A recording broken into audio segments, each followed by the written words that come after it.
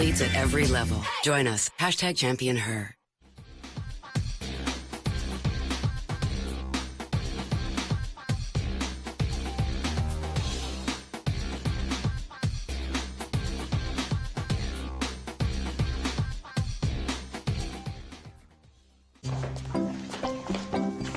When I was 7, I wore these gloves.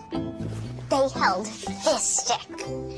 Well, these skates carried me over the blue line. We won the championship. And now, it's all yours. Cool. Oh, and this mouth guard. I'll get my own. Thanks. The 5th season is when spirit for the game gets passed down. That's why we're proud to support over 5,000 teams. 100% drive. 100% passion. 100% effort. But women in sports get only 5% of the attention. Canada's dairy farmers believe women in sports should be seen and heard loud and clear. With Fueling Women's Champions, we're shining a light on women athletes at every level. Join us. #ChampionHer.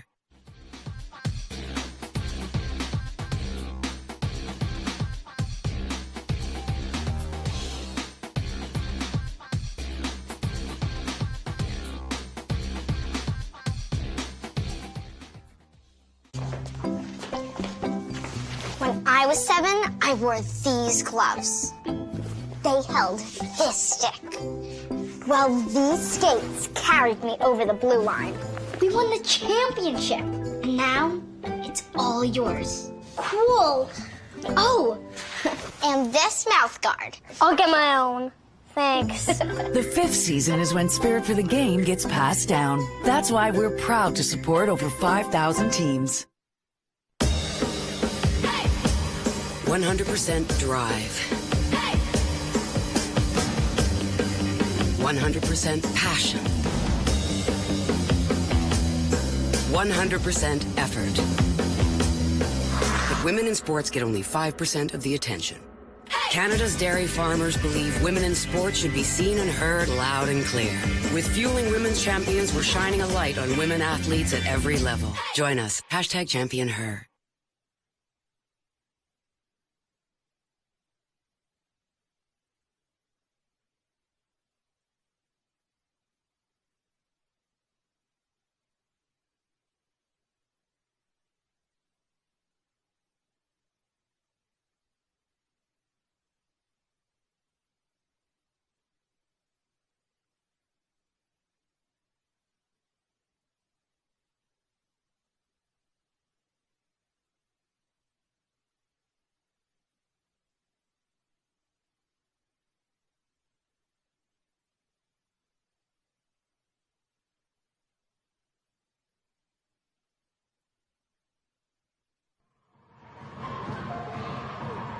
Hockey fans, welcome into the MasterCard Center in beautiful Toronto, Ontario, as we get set to bring you another edition of CWHL Live. We've got a great game on the docket for tonight. We've got the Calgary Inferno, the red-hot Calgary Inferno, taking on, I guess you can call them the ice-cold Toronto Furies, but we won't necessarily go to that extent. I'm Nico Cardarelli, Darren Alley joining me here in the booth for this broadcast. Darren, we do kind of have two teams on different ends of the spectrum right now. Calgary have been firing on all cylinders, really off to a hot start. Toronto haven't been able to pick up a win since their season opener. Yeah, season opening win over the Blades for the Furies, and nothing since. They've really struggled. They haven't played in 3 weeks. Keep in mind, it's been since November 1st, where they lost those 2 games to Montreal. And they've struggled. They've struggled. They've had a real hard time scoring goals. They were absolutely dominated that weekend against the Lake Canadiens. And they've got a tough test ahead of them tonight. That's an off point you make. It doesn't get any easier right now for the Furies. Yes, on home ice, they really need to try pick up some points here on home ice because their next 6 games are all on the road. They won't play here at the MasterCard Center again until the new year, January 2016. But looking at the Calgary Inferno, Darren, they've done everything right, and I don't see any signs of them slowing down right now. Well, they're coming off their first loss of the year at home against Montreal last Sunday. And you're right, they've been firing on all cylinders this year. They have been absolutely on fire. And for the Furies, it starts in goal with Kessler tonight, because Calgary has been absolutely dominant offensively. And if Toronto has any chance of picking up a point or two this weekend, it's going to start in goal, and Kessler's going to have to absolutely stand on her head. Well, they're going to need that from Kessler. She's been averaging 38 shots against per game, although she does have the third best save percentage in the CWHL. We're going to step away here for the playing of the national anthem, and then we'll get you back to the action here from the MasterCard Center.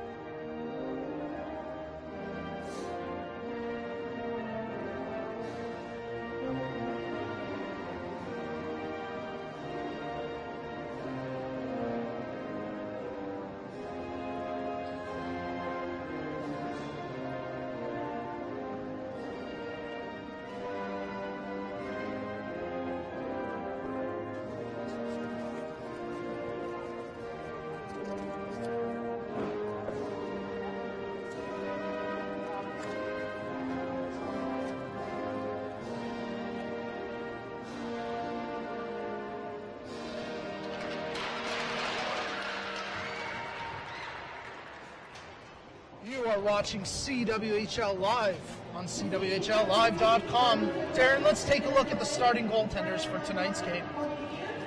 All right, in goal for the Toronto Furies tonight, Christina Kessler, as Nico mentioned earlier, the third best save percentage in the CWHL. On the other side, Calgary Inferno's starting goalie tonight, Delaney Bryan. Off to a good start this season as well. Bryan's got a record of 3-1 in 4 games this season for the Inferno. A pretty solid goals against average at .226. Her save percentage maybe a little bit lower than she would personally like to have it. It's just .909 right now, but she has been pretty good for the Inferno, picking up 1 shutout as well this season. So for the Furies today against Bryan, it's going to be about getting shots on goal. Again, you mentioned that save percentage a little bit lower than she'd like. Maybe Toronto can take advantage of that a little bit tonight. Well, Toronto making a trade midweek to shore up their goaltending situation, bringing in Sonia Vanderbleek from the Brampton Thunder, giving up a 4th-round pick in the 2016 CWHL entry draft.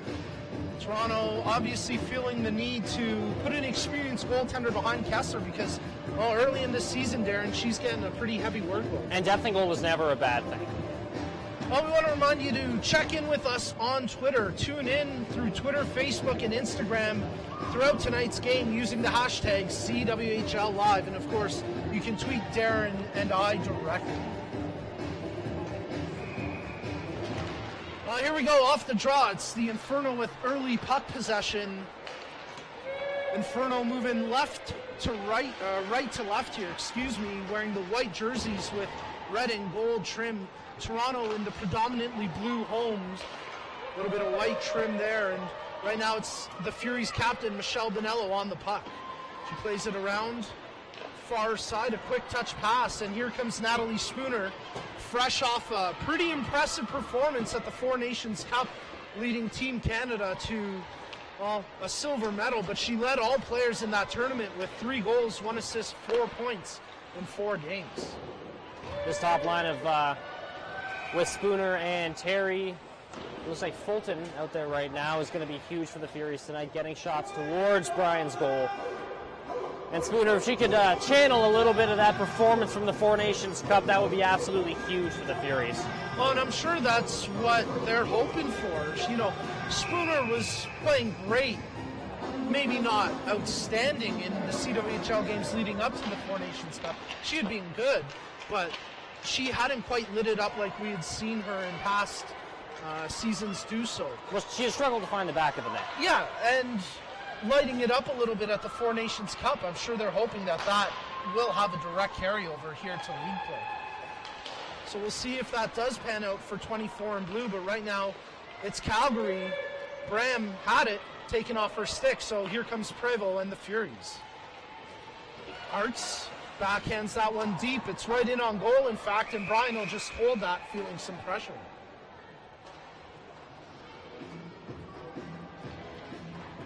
Haley Wickenheiser out here for Calgary, making her first shift of the game.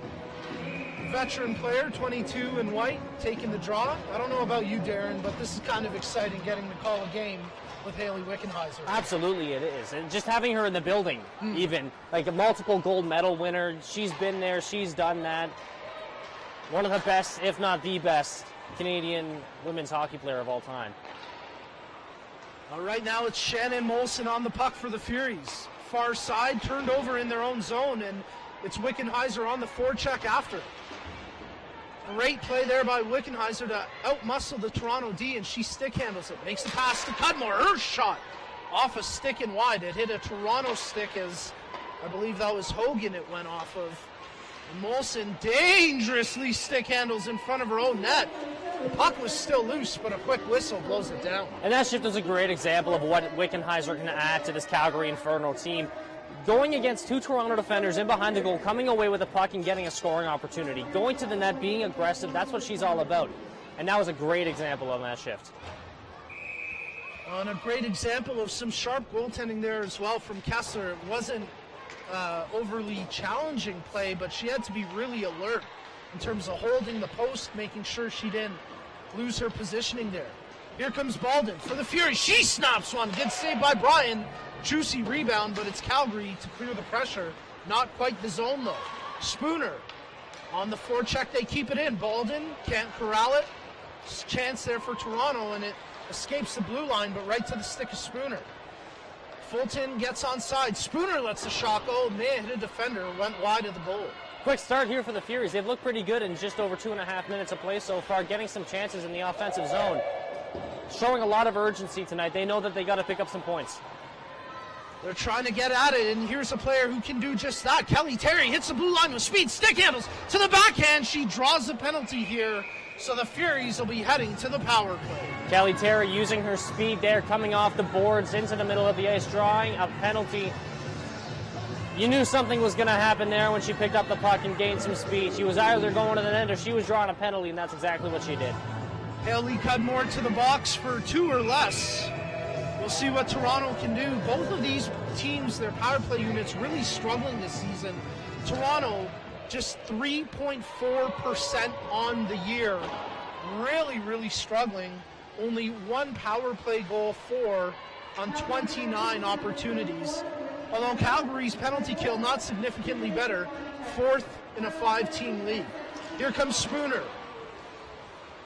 Far side hash marks, takes it down low, behind the net. Natalie Spooner, head up, makes the pass. Far side Terry, back to the point. Bonello thought about the shot, makes the pass to Fulton. Fulton, near side hash marks. Plays it to the far side corner where Terry pokes it behind the net. Baldwin thought about the wraparound, still menacing, but Toronto can't get it on goal. Good defense from Calgary. They'll intercept and have a chance to get fresh legs out here on the PK. Great job by Brianne Jenner to kill some extra time there. Not great defense that time by Aoki as it allows Toronto to pursue here on the power play. Fulton can't corral it off the boards. He'll be kept in at the point by Molson. She hammers that wide of the goal. Baldwin, her centering pass off the stick of Brian, side of the goal, right through the crease, but Prevost couldn't get a stick on it. Fulton down low to Baldwin. She centers it back to the point. Molson tees it up. Great save by Brian. She got a lot of heat on that shot and kept in at the blue line as well. Great play right here from Shannon Molson on the Toronto blue line. An opportunity maybe for Bailey Brand to clear it. She plays it behind the net to Pieri. Side of the goal, and both teams scrambling for it. 20 seconds left in the power play. Suzuki, far side to Molson. She lets a wrister go, hits a couple of people. Loose by the hash marks. What a save by Bryan. Still loose, they're jamming away and can't knock it home. A great pressure by Toronto, and it was Corey Chevry with a opportunity on the doorstep, but Bryan making a couple of good saves, and the power play now over. Couldn't quite convert, but not for a lack of trying. Great pressure there, Darren. Well, despite an abysmal proficiency on the power play thus far this season and another failed attempt there, they showed how dangerous they can be there. That top power play unit with Bonello, Spooner, Fulton, Baldwin, and Kelly Terry getting in the lineup tonight as well is just so dangerous. All over the place. Kelly Terry making her Furies season debut tonight, and that's a welcome addition to the lineup. 21 in blue. A very dangerous player. We'll keep an eye on her. But here comes Wickenheiser. Dangerous in her own right. Got hooked up. Maybe thought she was going to draw a call, but play continues on. Good defense from the Furies. Zamora, she tries to chip it off the boards and out. Unsuccessful the first time, but a good second effort, and eventually Toronto clears it all the way in deep. Bryan out of her net. Left it there for Takuchi. And here comes Crom. Crom with a quick pass. Calgary looking for the stretch. Good effort that time by Saunier, and in front of the Toronto goal. No one there for Calgary. The Inferno keep the puck in the zone. Good point play by Cudmore. Saunier made the move around one, but the second opportunity, nothing doing that time. Cudmore pinches in from the point. Centers it. Shot. Crom's attempt. Wide of the goal, and actually that was Kristen Haig with the shot, but it got blocked. Pieri lets one go. No block that time. Kessler with a good save. Good positioning by Kessler there. It's going to be important for Toronto to win this ensuing face-off here. Get back into the Calgary zone where they were most of the first 5 minutes of this game.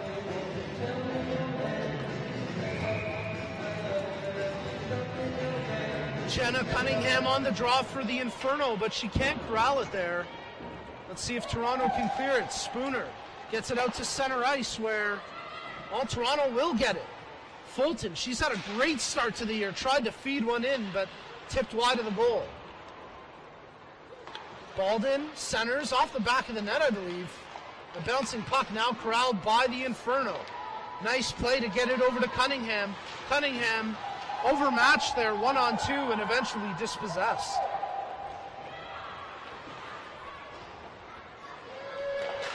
Teams working hard for possession, and there they'll just dump it in at the side of her goal. Bryan leaves it for Cudmore. Quick breakout. Here come the Inferno. Brittany Esposito. She dumps it in and peels off for a change. Corey Chevry, quick touch. Gets it out to center ice where, well, Turnbull nearly picked it up for the Inferno, but she's pursuing hard on the forecheck and causes a turnover. Prevost comes out to help her defense with 7.5 gone in the first period. Prevost forced wide of the goal. Into the corner where she's pinned up against the boards by Aoki. After that early miscue on D, Aoki's looked pretty good back there for Calgary, and there's another example as she outmuscles a pretty strong athlete in her own right, Prevost. Nice play by Turnbull to get around one. Plays it behind the net. Centering in front, bouncing puck, unable to corral it was Warren. Second opportunity scooped up by Kessler. We talked about Kanae Aoki for the Inferno. Strong play behind her own goal. She has looked good tonight. We'll take a look at that save by Kessler. Good quick snapshot on the turnover from the Inferno, but Kessler in a perfect position to make that glove save. And off the draw, here comes Bonello for the Furies. She corrals it, gets it to Vela. Vela will just dump it in far corner where Zamora chases after it. Nice body work by Zamora, and she gets the puck back to the point. That shot from the point. Stick save by Bryan. Toronto working hard, but unable to keep it in the zone, and here come the Inferno back the other way. Haig makes the touch pass. into the middle. Bram had it in her skates. Hag, backhander, just wide of the goal. That was Lovell, actually, with the backhander attempt. And she's been good so far this season for Calgary as well. Calgary with 5 players in the top 15 of CWHL scoring so far this season. There's a shot attempt wide of the goal. Nice play by Cudmore to hold the line, keeps it in, and it's behind the Toronto cage. Bonello nearly turned it over as Jenner was all over her back. Jenner at the end of a shift can't take that puck, and it'll give Toronto a chance to start up from their own zone. Quick pursuit there by Calgary. Wickenheiser on the forecheck and making it tough. We've seen Toronto throughout the season have challenges breaking out of their own zone. That trend seems to continue right now. Saunier on the backhand. Had it taken off her stick at the end, but she's really strong on the puck, and here she dances, gets it back to the point. Crom, far side. There's a shot attempt that's blocked. And Vela will pick it up for the Furies. Tries to backhand that one up to Hogan. Played all the way around and far side. Here comes Saunier. Saunier turns it over, and Vela, the recipient, flips it into the Calgary bench, and we've got a stoppage with 10:04 remaining in the first. Well, we're starting to see a lot more of what we thought we might see tonight with Calgary putting the pressure on the Toronto goal, getting a lot of shots through, and a hard forecheck, strong defensive play. They've dominated the past 3 or 4 minutes in this game. Toronto's got to start to get it back the way they had it before that power play.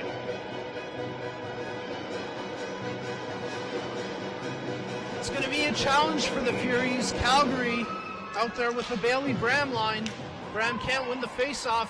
Toronto countering with the Spooner line. And here comes Spooner, working off the backhand, cuts through the middle, but puck taken off her stick right as she approached the slot area, which would have been prime real estate for a scoring chance. Spooner side of the goal off a bouncing puck. Tried to jam it home, but good heads-up positioning by Bryan. Here comes Campbell for Calgary, centers it just out of the reach of Cunningham. Teams trading chances a little bit here. The game opening up a little bit more. As Cudmore, she'll just play it in deep and then peel off for a change. Molson rubbed off the puck by Bram, but Toronto still possesses as they'll just dump it in. Fulton goes for a line change. Toronto putting some fresh legs out there. Prevost, Chevry, and Terry here for the Furies. And here comes Calgary on the breakout. Takuchi gets it in deep. Tara French hammers it around the near boards and all the way down the rink. Aoki's going to have to retrieve this from her own zone. She plays it behind the net to Takuchi. And it ends up back on the stick of Aoki. Here comes Louise Warren. Taken off her stick, but falls right to the stick of Blaine Turnbull. Blair Turnbull dispossessed, but kept in at the line by Crom. Her shot. I believe that hit her own teammate's stick, and here comes Prevost back the other way for the Furies. French follows her up. Good play by French, pinching in. Centers it. Great defense that time by Crom. She breaks up that play. Battle for the puck far side, and it's the Inferno coming up with it. Esposito tries to dangle her way around. Centers it off the side of the goal. Puck's still loose behind the net. Menacing effort there from Brittany Esposito, just trying to get something going. Throwing the puck towards the net. Physical play along the end boards. It's Jenner digging after the puck and unsuccessful so far in getting it away. Good defense there from Tara French. Really strong from the ice. Not letting that puck out from her possession. Stevenson, all that time a little too overzealous. French is going to be heading to the box. 2 minutes for tripping. On that shift, you saw a lot of what Alana Lovell can do for the Calgary Inferno. She went into the corner. She made Stevenson pass the puck to the corner of the boards and went and retrieved it herself. Tons of pressure, and it led to that penalty. Calgary's 4th-ranked power play unit operating at just 4.3% efficiency will go up against the 5th-ranked penalty-killing unit of the Furies. Davis at the point. Holds it for Bram. Bram tees it up right into the glove of Kessler. Now, special teams are proving to be a downfall so far for the Furies this year. We've already talked about their inability to score on the power play and their inability to keep goals out of the net on the penalty kill. This is a big test for them here against one of the best teams in the league. Sarah Davis patrolling the point on the power play. Does a good job. She's pinching in. She's got the puck down low in the far corner. Plays it back to the point here. Perry back to Davis. Wickenheiser setting up, looking for it. She wants it. They get it over to her. Wick thought about the shot. Plays it back. Far side. Great save off the one-timer. Bram was ready. So was Kessler. Great effort by Bonello. She springs that one, but smart heads-up play by Bryan to come out of her net and get it because Spooner was the next closest player. Dangerous play with a quick Natalie Spooner there. Campbell, couldn't quite handle that pass as Bram feathered it across. Great play by Campbell to free up some space. Tried to get it to Wickenheiser, but instead Spooner gets the turnover and then flips it forward to Lamoureux. Calgary with 48 seconds remaining here on the power play will start the breakout from behind their own net. It's Haley Cudmore. Jenner, Turnbull, and Saunier out there. That pass too far for Jenner, but Molson plays it, icing negated. Vela gets it to the point, but no further. Cudmore with a knuckler that goes just wide of the goal. Jenner circles, makes the pass to Esposito, dishes it off to Cudmore. Cudmore near hash marks, plays it down low. Back to Cudmore at the point, just 8 seconds left. She tees it up, stick saved by Kessler. That'll do it for the Calgary power play. Maybe one more opportunity as the Toronto player comes out. So again, Darren, another power play where shots generated, chances generated, but ultimately no conversion. It was a good kill for the Furies, though. They limited the chances. There was only a couple shots on goal. Kessler stood tall when she had to, but there was enough pressure in the defensive zone for the Furies to keep the puck away from the middle of the ice. Good defense that time from Laurel Hill as she forced the player wide, but Calgary's still trying to force something, and eventually it's turned over. Here comes Prevost with speed across the blue line. Prevost right in on goal. Easy stick save for Bryan.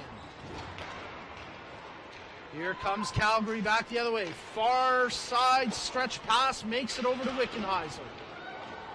In after it behind the net, Haig. She can't corral it. Warren gets it for Calgary. Warren leaves it there for Haig. She's checked closely by Hill. They play it behind the goal where Warren can't quite beat Suzuki to it, and a good job there by the Japanese national player Suzuki for Toronto. Kessler, I think, thought about going to get it. She left it, and once again Suzuki first on it for the Furies. A couple of Inferno player digging away as well as Warren and Wickenheiser, and it's Warren coming up with it. 4:13 remaining in the first period, a scoreless first period between the Calgary Inferno and the Toronto Furies, and there Kessler will just hold that one for a face-off. Calgary slowly eating away at the Furies' defense right now, keeping things to the outside. The Furies have done well with that so far tonight, but Calgary has had the pressure for most of this period now. Bailey Bram on the draw. Elisa Bolden there for Toronto, and it's going to be Bram who's asked to vacate the position, and Cunningham will come in to take the face-off. And it works out to the benefit of the Inferno. Bram picks it up off the draw. Centers it. Oh, just out of the reach of Campbell. Great defensive play there from Spooner, but it's turned over. Bram near boards. Makes the move. Centers it. Blocked by Bolden. Good heads up. That's what you want from your center. The ability to get back and back check and break up a pass, just like Bolden did that time. Here come the Inferno. Campbell turns it over. Play continues on. Calgary a little fortunate that Toronto wasn't able to take advantage of that turnover. Gaskin tries to dump it in, but she's stood up at the line by Bram, and it'll give Calgary a chance to get something going from their own zone. Cunningham. Check that. Yeah, that was Cunningham. Excuse me. There's a teed-up shot. Lots of mustard off the one from Campbell, but wide of the goal, and we've got a stoppage in play. A penalty coming to the Toronto Furies. I believe this is going to Toronto, although there seems to be a little confusion here. They're not sure who's going to the box for the Furies. It looks like it's going to be a roughing penalty, and it's Emily Fulton, the rookie who's had a strong start to her first CWHL season. Yeah, Fulton's been great for the Furies, leading the team in scoring with 6 points through 6 games. Yeah, she's found a lot of chemistry with Elisa Baldwin and Natalie Spooner when Spooner's been here, and she's looked very good so far to start the year. So Calgary will get their second power play opportunity of the game with 3:09 remaining in the first period. You're watching CWHL Live. I'm Nico Cardarelli. Darren Alley joins me up here in the booth.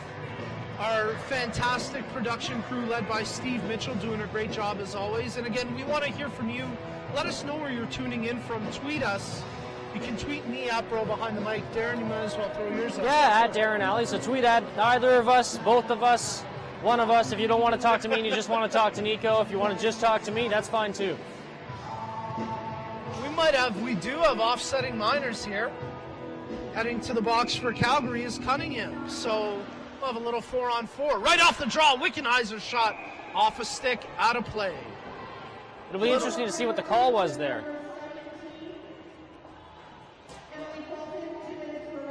I wonder if they're both roughing.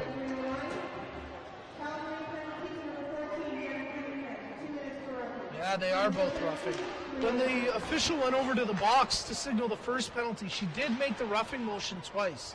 So I guess that would explain. Interesting. I imagine the Calgary one was after the whistle. Well, I think Cunningham was a little bit of a retaliation, absolutely. It kind of seemed in the scrum afterwards. But regardless, 4-on-4 hockey here for not quite to close out the period, but for the majority of the last couple minutes. We'll see which team this favors. A little bit of extra ice out there and some fleet-of-foot players on both these rosters.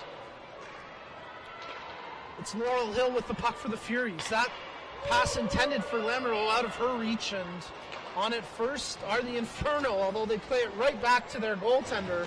Not sure that was exactly by design, but here comes Wickenheiser. Wickenheiser drops it back to Turnbull. Turnbull plays it down low. Saunier after it. Forechecking hard, and she comes up with it. Great hustle there. Jill Saunier, she holds the line as well. Great play. Blair Turnbull getting to a shooting lane, takes the shot, and Kessler makes the save. Toronto running around a bit in their own zone there. It's been a good period for them so far. They haven't they haven't scored, but they haven't given up any goals yet. And against the high-flying Calgary Inferno, that's an impressive period out of the Toronto Furies, who really need a win tonight.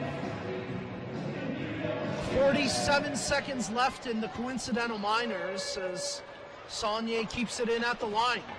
She's having a very strong game here for the Inferno. Sarah Davis, great rookie season last year. They want her to keep it going this year. Saunier, strong on the puck, although this time Spooner takes it away from her. Spooner takes a bit of a shoulder, but able to get the puck in deep. 20 seconds left in the coincidental minors. $1:25 remaining in the first period. It's still a scoreless game. Walden, her centering pass. Bryan plays that so well. Behind the net, she's so alert in terms of the positioning of her stick. And more often than not, she's able to break up the play. A good stick save there from her counterpart, Kessler, as Turnbull had another good opportunity for Calgary.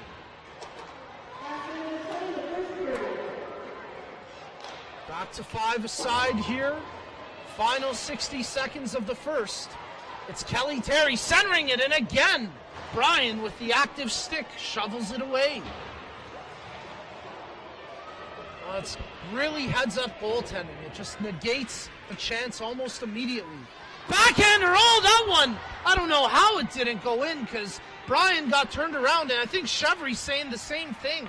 Corey Chevry with the great opportunity off the backhand, but unable to convert. We'll have to try get another look at that, but with 20 seconds left, here comes Warren for the Inferno. Make sure you stay tuned through the first intermission. Darren Alley will be ringside with an interview from one of the players, so we'll have that coming up momentarily. Still a few seconds left here in the period. Cudmore can't get it in deep. French will skate it across center ice, across the blue line. But that'll do it for the opening 20 minutes.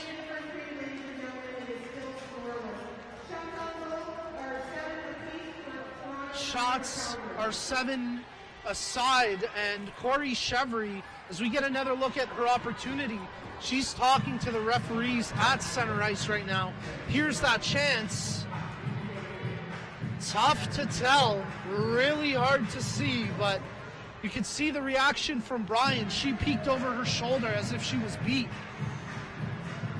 A couple of the Fury players, Bonello and Chevry mainly, of course, they have that opportunity, Bonello being the captain, Chevry being one of the alternates, to have the discussion with the officials. You can see that just on the edge of your screen there. There's Michelle Bonello skating away with Baldwin. So ultimately, it'll stay scoreless after 20 minutes. Both teams registering 7 shots apiece. Couple power play opportunities, one for each squad, but again, in the end, we've still got goose eggs up on the scoreboard. We've got Kelly Terry standing by. She'll be joined by Darren Alley momentarily. There you get a look at Corey Chevry and the officials, but we're going to step aside for a quick break, and when we come back, we'll have Darren Alley joined by Toronto Furies star player Kelly Terry. You're watching CWHL Live.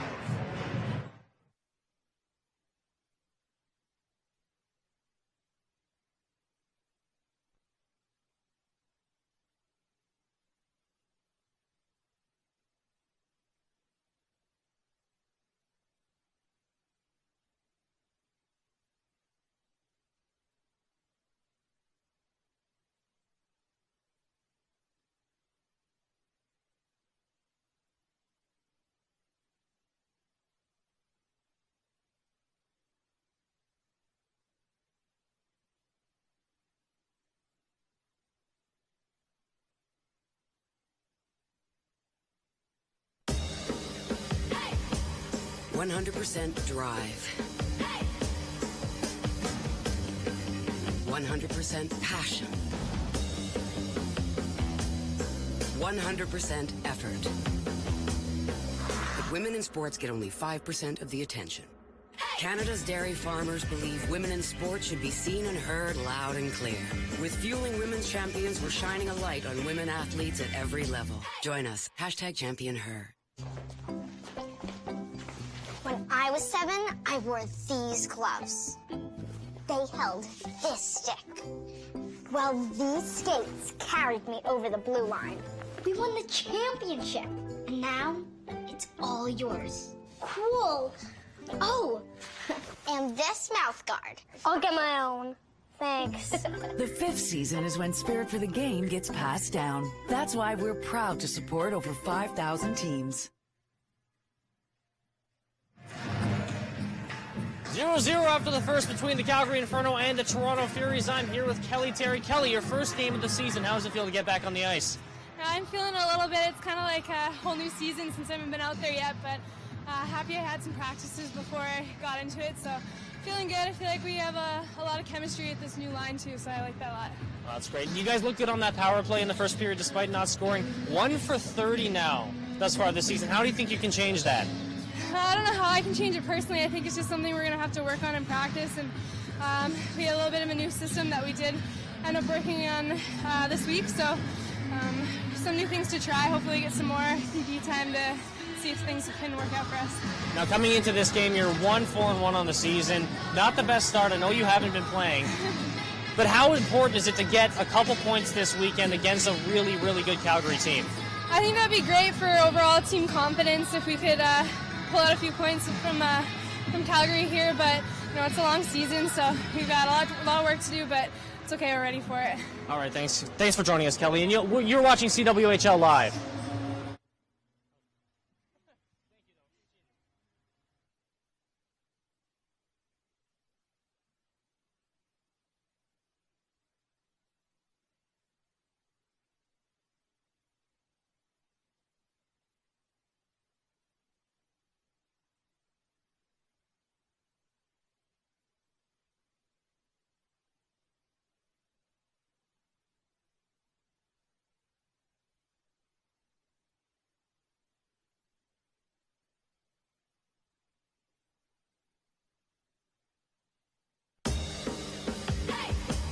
100% drive. 100% passion. 100% effort. But women in sports get only 5% of the attention. Canada's dairy farmers believe women in sports should be seen and heard loud and clear. With Fueling Women's Champions, we're shining a light on women athletes at every level. Join us. #ChampionHer. When I was 7, I wore these gloves. They held this stick. Well, these skates carried me over the blue line. We won the championship, and now it's all yours. Cool. Oh, and this mouth guard. I'll get my own. Thanks. The 5th season is when spirit for the game gets passed down. That's why we're proud to support over 5,000 teams.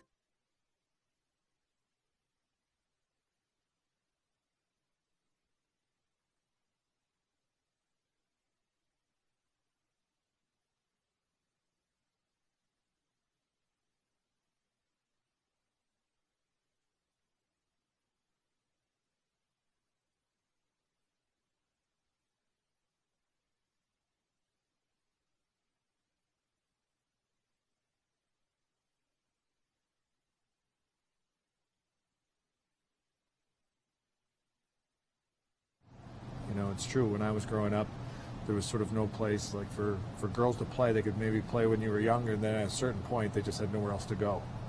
And I'll even jump into another sport, lacrosse. I mean, one of my fiercest, toughest opponents ever was this girl that played in Orangeville, and then she just stopped playing. And you know, sort of in a way, I was happy because she was so tough, but it also broke my heart for her. But in hockey, you know, what does this mean?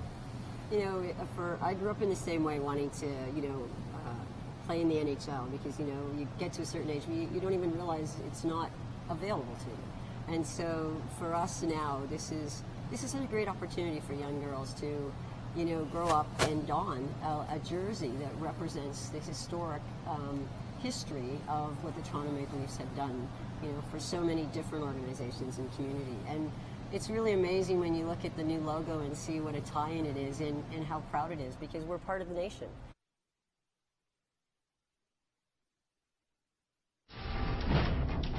Yeah, growing up in Canada, I think every kid's dream is to, you know, one day play in the NHL. When you're a kid, it's the same as the guys. You dream of being in the NHL. I would have loved to have grown up and been a hockey player and be paid for what I love to do. It's a little tough for women to find places to play and to play at a high level. When I tell people that I play pro hockey here, everyone says, oh, there's a women's team? A tip shot right in, they score! Stop by Kessler, rebound, they score! Here's a break, Johnston scores! The best hockey that's played is played right here in the Canadian Women's Hockey League. It's like watching Canada and USA in every single game. It's not just every 4 years. It's just not 2 teams. It's 5 teams. I think women's hockey has progressed more as a sport than any other sport in the world in the last 15 years. The women are excellent athletes. They're really good hockey players. I think it's terrific hockey. What we need to do now is get the fan to just come out and support us and follow us. All right, ladies, we got to be focused. We got to be ready to go. Big start, big start. You've got the top players in the world need a place to play, to train for those 3 years prior to the year of the Olympics. So each team's going to have 4 or 5 or 6 of them. They're very serious. They're very focused. They're very talented. Instantly, you've got the best elite hockey, I think, in the world. We have some really intense rivalries. All the girls have been playing against each other their entire lives. Yeah, there's an energy there that I think is different than NHL or WHL. For the most part, it's nearly full contact. Especially at this level, the girls are so strong and so fast that it's unavoidable. When you go into the corner battles, I think, are really similar. For us, it has to do a lot with skill. There's not the big body checks or the hitting. It's still very aggressive. Like, you don't get the huge open ice hits, but you still have a lot of physicality around the boards. Get the speed going, guys. We have players who have retired from NCAA. They're out of the school. They're out of CIS. They want to keep playing. There's no money in it for them. So what we have on the squad is actually athletes that are just burning to play hockey. We had 22 Olympians that attended the Olympics in Sochi. So you can imagine the level of hockey that is being played here. Here we go, nice breakout. People who play can relate to this. It's an escape from real life. You know, with school being difficult, hockey, it's an escape from that. And that's something I'm not ready to give up yet. In general, they're putting their careers on hold to be able to play this game that they love. I think I'd miss it too much right now if I were to quit. I just love to play the sport that I love, and so, you know, it's worth all the sacrifice and everything that comes with it.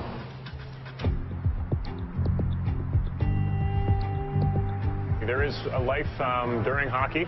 We've sometimes helped them find jobs if they want to come to a certain city and they have never been there. I looked for work after I moved here.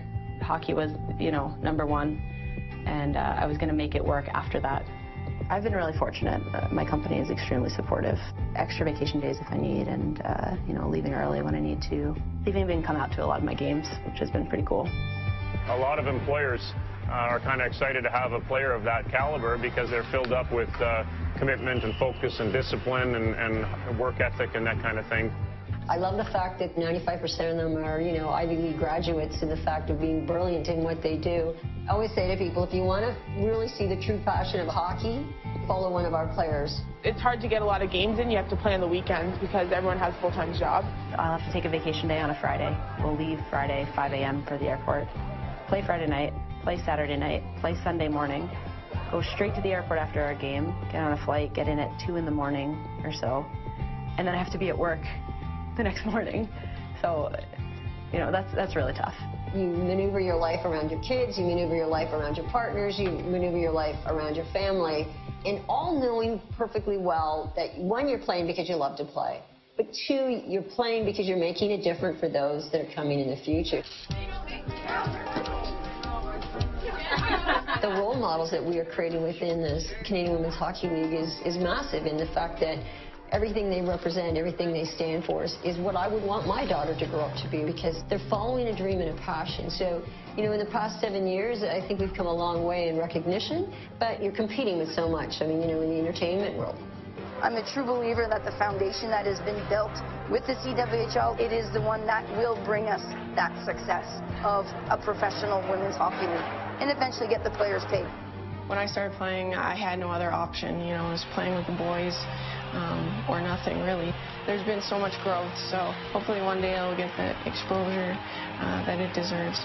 You know, women's hockey is not NHL hockey. It never will be the same as the NHL game because of the physiological differences, but it doesn't mean that it can't be a great stand on its own game.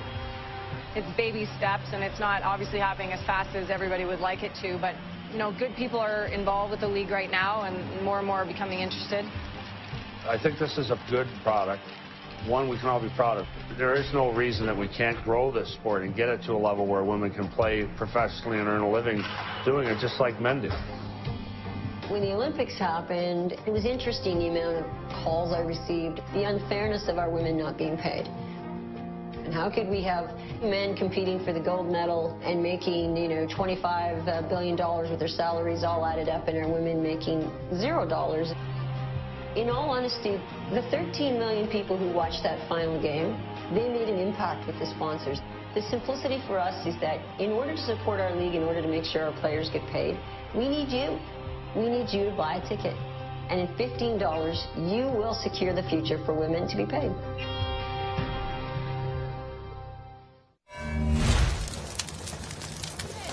How do you feel about the game so far? You know, I think all lines are going right now. We're on 6 cylinders for sure, you know.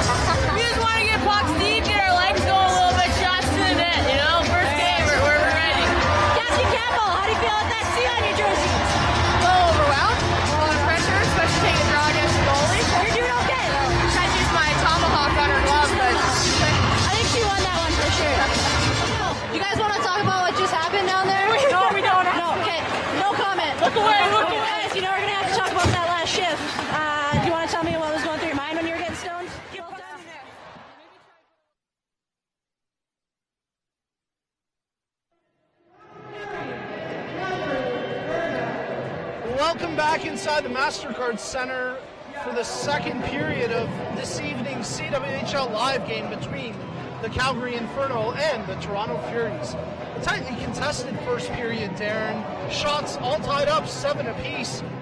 And on the scoreboard, still goose eggs. Well, we saw that pressure early in the first period from the Toronto Furies. We saw that was their game plan coming in. They wanted to get that going right at the start, try to get a goal early against the Inferno, a team that has been absolutely red hot to start the season. They didn't accomplish that, but they didn't give up any on their own end. They did struggle a little bit through the later portion of that period, but still, all in all, a solid first period from the Furies, who have lost their last 5 games.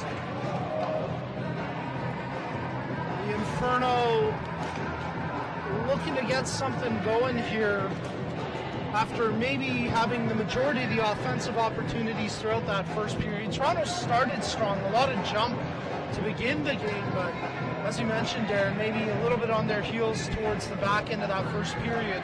We'll see what they can do here to start the second period, as they're going to put the energy line, their big guns out there of Fulton, Spooner, and Baldwin. And I'm laughing because Fulton, well, she's got smiles and spirit because she was doing a little bit of a shoulder dance there, shaking like a Polaroid picture.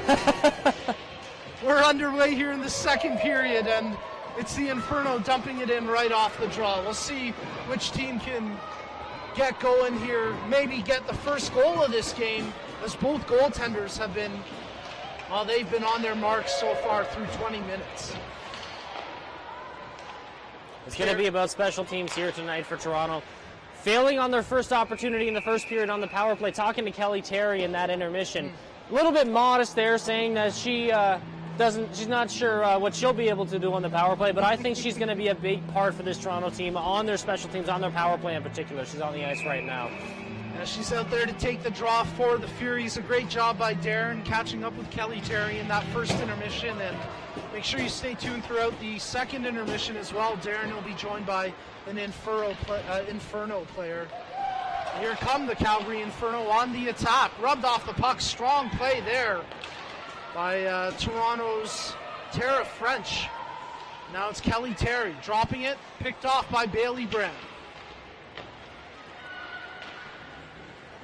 Played just under a minute here in the second period. Here comes Bailey Brown. Splits it, he tees it up. Oh, great save by Kessler.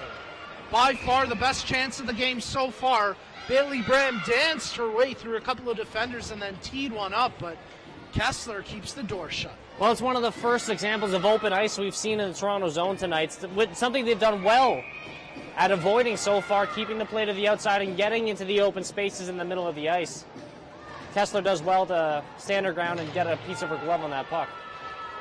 Laurel Hill rims it around the boards where it's picked up by Vela. Vela touches it to Lamoureux, and she's got Hogan with her. Hogan heading to the net. Lamoureux tries to get it there, can't quite do so. Draws the penalty. Oh, actually, this is going against the Furies. That's going to be high sticking against Lamoureux. Good eye and a good call by the officials. It'll send Calgary back to the power play. Attempt to lift the stick. I'm not too sure who she was battling behind the net there, but she was trying to lift her stick and got it up just a little bit too high into her face. And that's not a penalty you want to take when you've got a little bit of offensive pressure going. You've got a chance with the player at the side of the net. You've got the puck there. Not what you want if you're Toronto. Let's see if Calgary can capitalize or if Toronto can keep the door shut. Off the draw, it's the Inferno. Bram, near side hash marks along the boards. Heads up, looking for an option. Bailey Bram, stick handles. Makes the pass over to Wickenheiser. Wickenheiser back to the point. Perry tees it up wide of the goal. Bram on it here. Bailey Bram looking for the option. Gets it to Wickenheiser. Wickenheiser tried to get it back to Bram, but great heads-up play by Vela. Picks it off and draws a penalty in doing so. Quick power play negated. We'll have a minute 28 of 4-on-4, and then the Furies will head to the power play as it's the vet, Haley, the rookie vet, Haley Wickenheiser heading to the box. Good play by Jess Vela in her own zone, killing the penalty there, to use her speed, use her agility, and move around a little bit and draw the penalty, get it back even. So 4-on-4, we saw a little bit of 4-on-4 to end the first period. We'll have another minute and a half, just under that, of it here early in the second. 18:05 remaining in the second period. Here come the Inferno. Turnbull offside as that play broken up before the line, and we'll have the face-off in the neutral zone. Insomnia with a little bit too much jump there, just a little bit ahead of the play. Couldn't hold the line. Shot all the way back off the draw, and it's going to be Spooner picking it up here for the Furies. Spooner takes it behind the goal. She's muscled off the puck, though, and well, Vela right there to back her up. Couldn't quite, that was Prevo there to back her up. Couldn't come up with it. Great set play by the Furies there off the faceoff. Prevo smacks the puck down the ice with Spooner sprinting off the draw. And here come the two Furies again. Spooner tries to feed it through to Prevo. Good back check by Saunier to break it up. French now has it for Toronto. Her shot off a skate wide of the goal. Toronto about 35 seconds away from getting a shortened power play. Kelly Terry drops it for French. French feeds it right on goal, but Bryan with the easy stick save. Turnbull, she had it caught up in her skates, but now she corrals it. 20 seconds left in 4-on-4, and then Toronto will get a brief power play. French has it for the Furies. She plays across ice to her partner. Molson, long stretch pass intended for Fulton. Icing waved off. Good job by Fulton to chase that one down. Takuchi, she tries to tie up Kelly Terry, but it's going to be Saunier on it for Calgary. Player out of the box. Toronto will have a 27-second power play, but here comes Bram shorthanded for Calgary. Bram from the backhand, just wide of the goal. Bram nearly fooled Kessler there going the opposite direction. Sorry, Nico. No apologies at all. Bailey Bram starting to bust. Oh, what a save! That is a highlight. That is robbery. And that right there is Christina Kessler at her finest. Well, there was no fooling Kessler on that one. Wow, what a save that was. She's made some highlight saves in that exact goal crease before, but my goodness, this is one of her better ones. You see the Calgary player sneaking into the bottom of the frame. Great pass, the one-timer, but wow, what athleticism. That's awareness there from Kessler to know that she's got to get across the ice. There's a player sneaking in there. She can see that player, and she was all over it. And that was just an immaculate save. Calgary, the only CWHL team this season to score a shorthanded goal. They nearly had their second if it wasn't for an absolutely tremendous save by Christina Kessler. Toronto unable to convert on that shortened power play. We're back to five-a-side hockey here with exactly 4 minutes played here in the second period. You're watching CWHL Live, tonight's feature game between the Calgary Inferno and the Toronto Furies.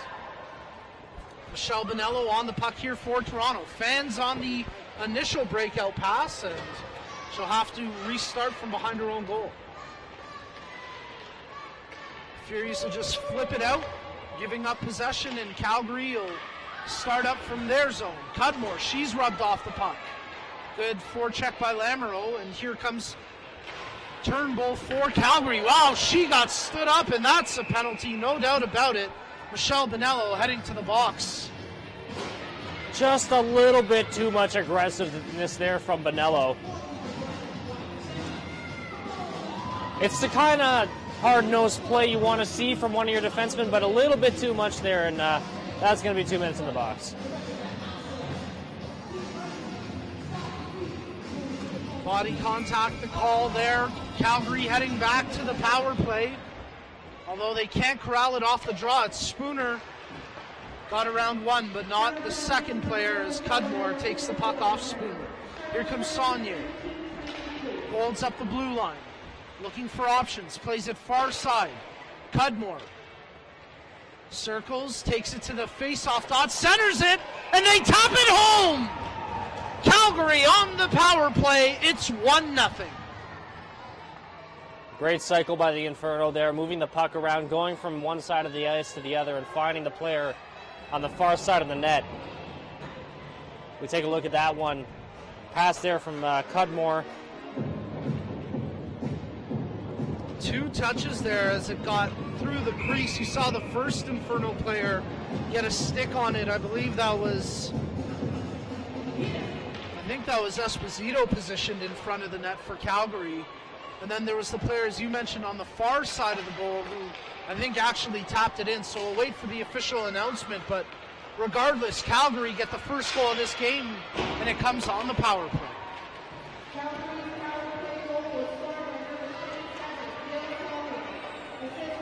And here come the Inferno, right back. Wickenheiser rubbed off the puck.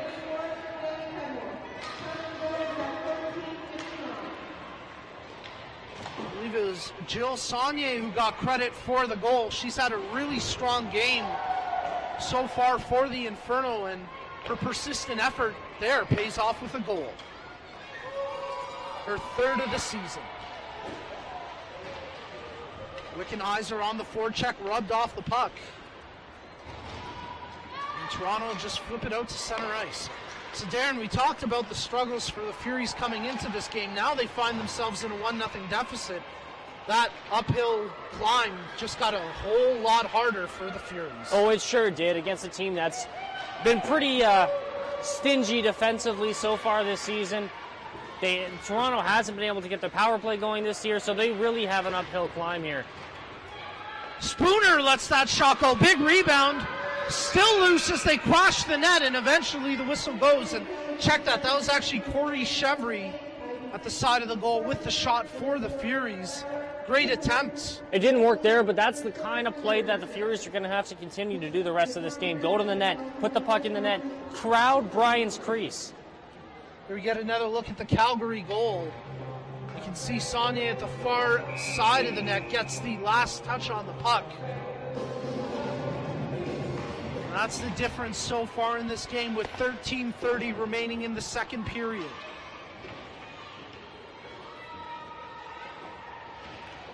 Battle for the puck behind the Calgary cage. It comes out to the blue line where nice play by Warren to stand up Gaskin, and Warren maybe felt she should have gotten a call. She had her stick ripped right out of her hands there. Strong play along the boards. Turnbull and Chevry going at it. Calgary with the puck here. Cudmore lets that shot go. Traffic in front, wraparound attempt just came off the stick of Cunningham as she tried to jam it home. Perry does a good job to hold the line there. We'll have to talk about Calgary's upcoming game on December 5th in just a moment, though, because Calgary pouring on the pressure, and Kessler coming up with another huge save. Well, that's not an easy spot to make a save from. You're down, you're on your back. But Kessler manages to find a way to come up with that puck. It's a goalmouth scramble. You see the puck come loose there. And as you mentioned, Darren, from her backside, Kessler stretches and makes another tremendous save. This game remains 1-0 as Calgary forced that centering pass through the slot, nothing doing.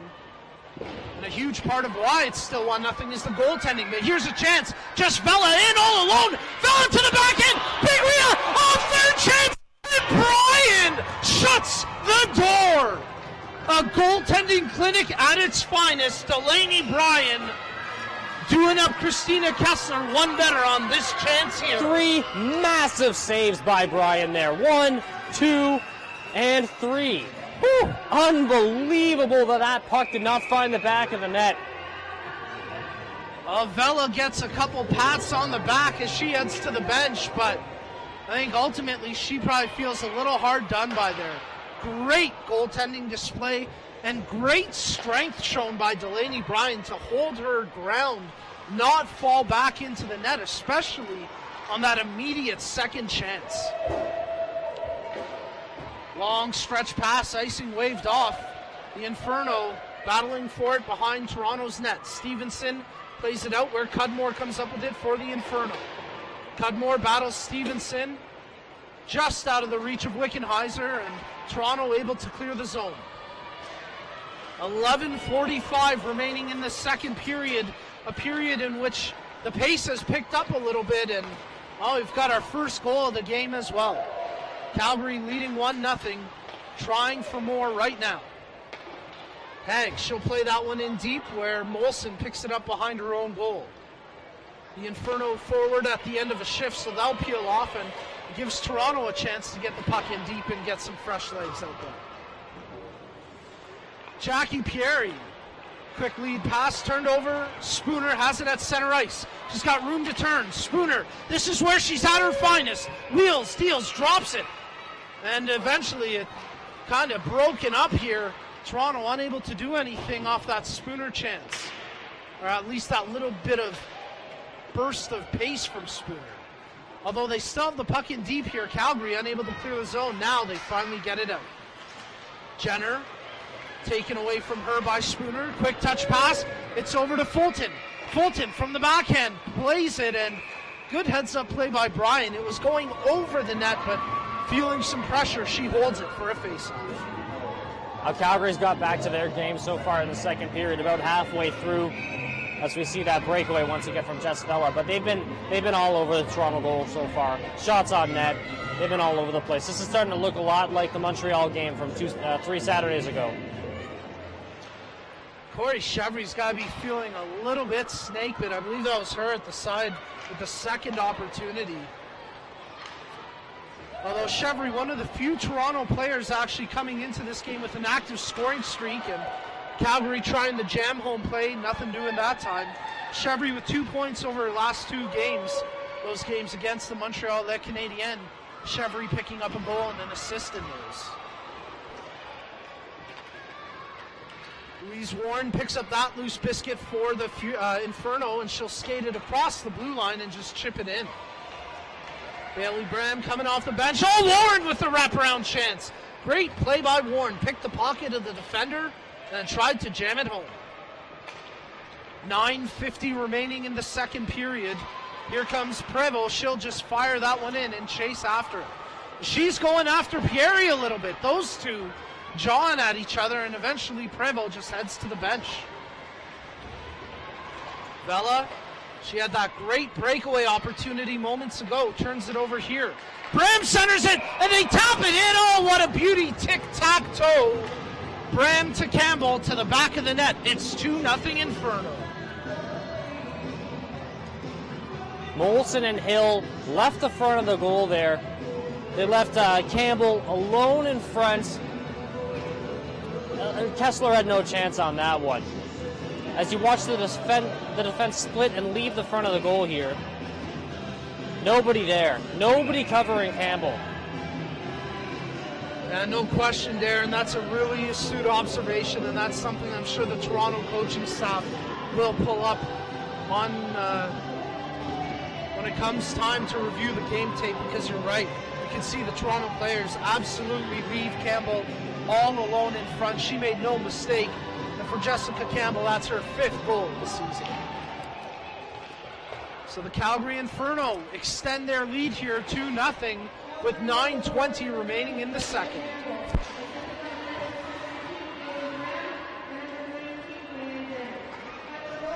Brianne Jenner drawing the second assist as Bailey Bram gets the first one, and there's an icing call against the Furies.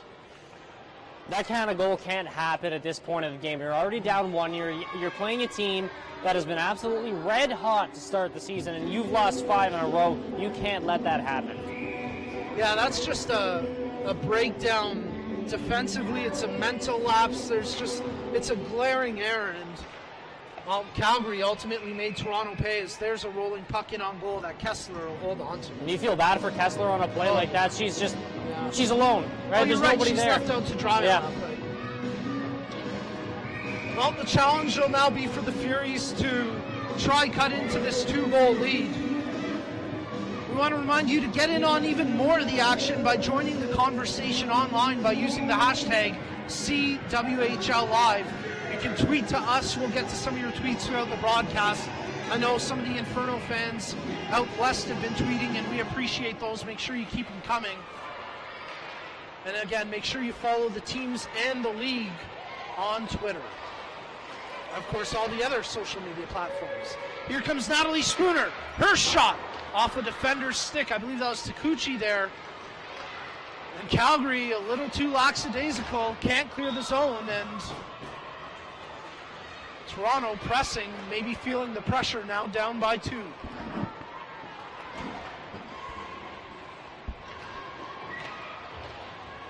Wickenheiser on the puck here for Calgary. Nice pass off the heel of Esposito's stick, and it'll go down behind the goal line. Centering attempt broken up by Bonello, and then she muscles that one over to the far boards.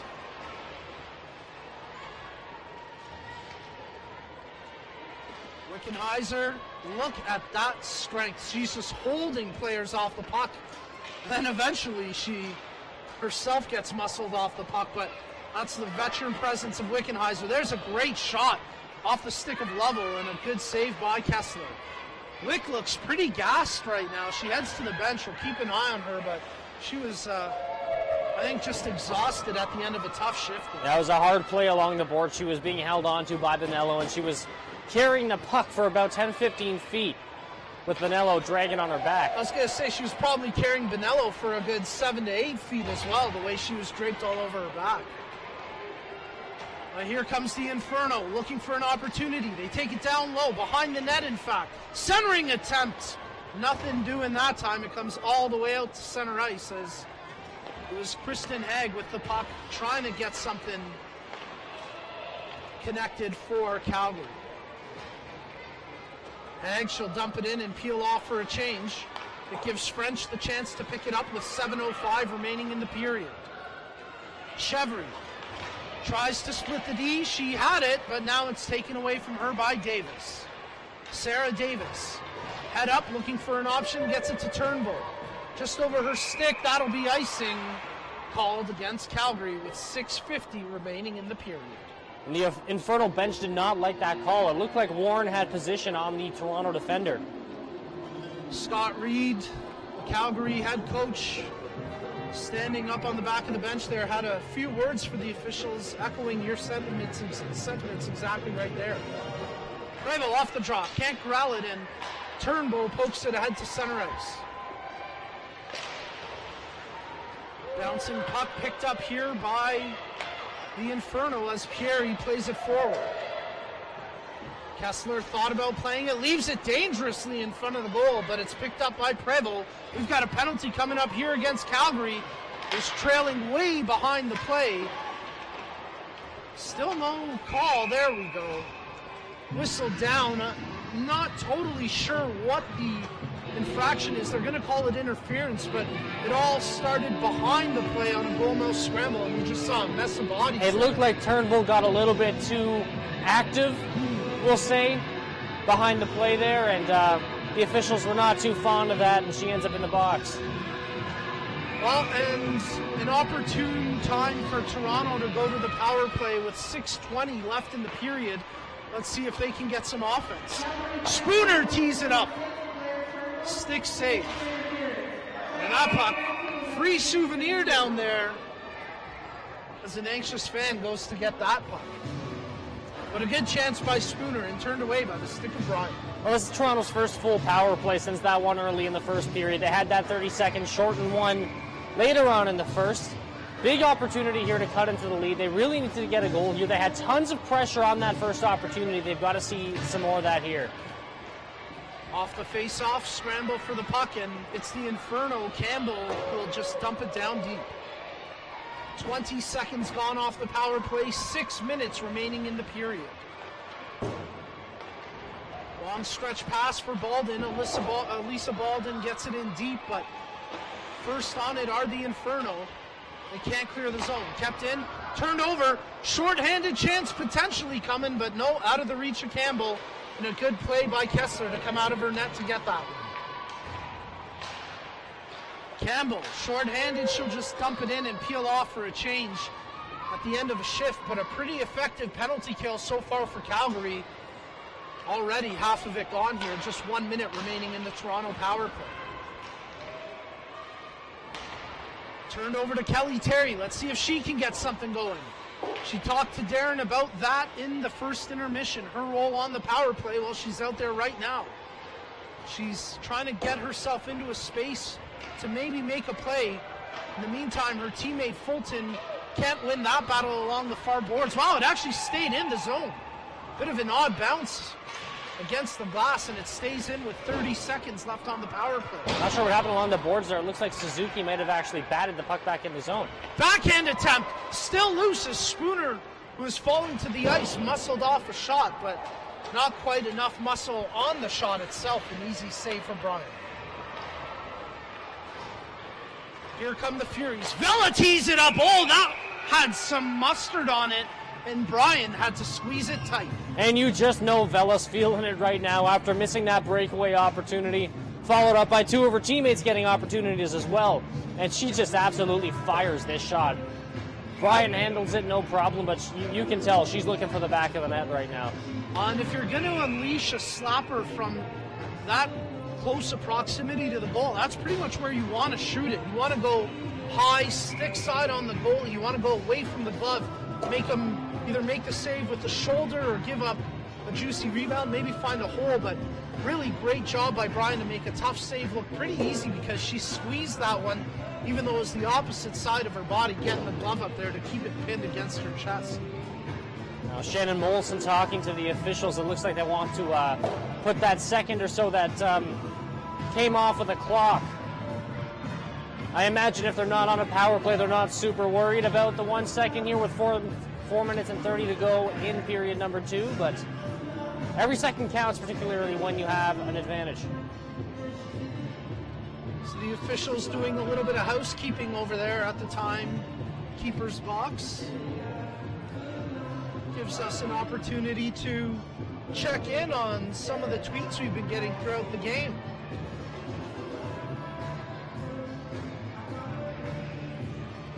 We got one from Craig Drevitt a little bit earlier, watching from Calgary. Craig, we appreciate you tuning in. Of course, we appreciate all you fans tuning in using the hashtag CWHL Live. Back to the action here from the MasterCard Center with 4:30 remaining in the second period. It's the Calgary Inferno with a 2-0 lead. Both goals coming here in the second period. A shout out to Icing on the Rink for tweeting at us as well. Calgary, they're going to be taking a penalty here. Hooking the call, Sarah Davis, the guilty party. Toronto, after being unsuccessful on that last power play, heading right back to the advantage. 4:16 remaining in the second period. The Toronto Furies, this will be their 4th power play opportunity of the game. Bonello has the puck at the blue line. Plays it to Terry, right back to Bonello. Rolling puck, she makes the pass over to Fulton, tries to corral it, calm it down. Still rolling, but she lets it go, and Bryan with a good save, even though Spooner was trying to put the screen on in front. Good shot by Fulton there, traffic in front of the net. She found a lane to the goal, hoping that Spooner could get a stick on it, or she could get a good screen, and maybe even from one of the Calgary players. Bryan all over that one, but not a bad idea by Fulton there. Puck on net, never a bad play. That's the thought there from Bonello. Tipped. Redirected by Terry. It actually took some of the juice off the shot, but still Bryan had to be sharp to make that save. Just a little bit too much of her stick on that one for Terry. If that one's still going a little bit faster when it gets to Bryan, they've got a shot at beating her there. Yeah, they definitely had Bryan moving a little bit in the wrong direction, and you're right there. Terry's tip just takes the momentum off the puck. She wins the face-off here, though, for the Furies, and they'll keep the pressure up as Fulton stick handles, plays it to Terry. Terry tried the turn and shot play, but it's blocked, and Fulton has it now for Toronto. Plays it to the blue line for Bonello. Terry near side boards, checking her options, skates it in a little bit, plays it down low to Baldwin. Baldwin, head up, centers in front. Spooner shoots, and that one goes just wide. Second chance goes wide of the goal as Fulton teed it up. And here comes a 2-on-1 shorthanded. Wickenheiser feeds the pass off the backhand. Good save by Kessler. Cunningham unable to get a ton on that shot. But a good shorthanded 2-on-1 chance and a great feather pass from Wickenheiser. Bouncing puck, great save by Brian. Chevry smacked at it, but the blocker of Brian made the save. On that short-handed break there, we saw that Haley Wickenheiser still has her touch. Great sauce on that pass. They couldn't convert, but great play either way. See that shot from Chevry there. Good blocker save from Brian. Furies tee it up. Blocked in front. May have hit Vela. Her backhander wide of the goal. 38 seconds remaining on the Toronto power play. 2 minutes, 50 seconds remaining in the second period.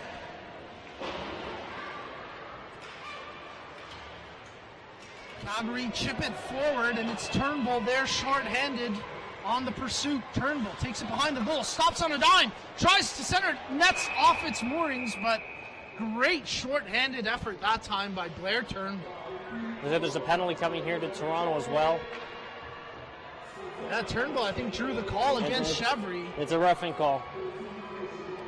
Well, that'll be the end of Toronto's power play. There's only 18 seconds left in it. So we'll have a few short moments of four-side hockey, but great short-handed effort that time by Blair Turnbull to draw the call. That's a tough one for Toronto, Darren. They really had some good momentum, some good chances early on in that power play, but as it went on, Calgary showing their strength. And they're going to fall now to 1 for 33 on the season on the power play. That's not good.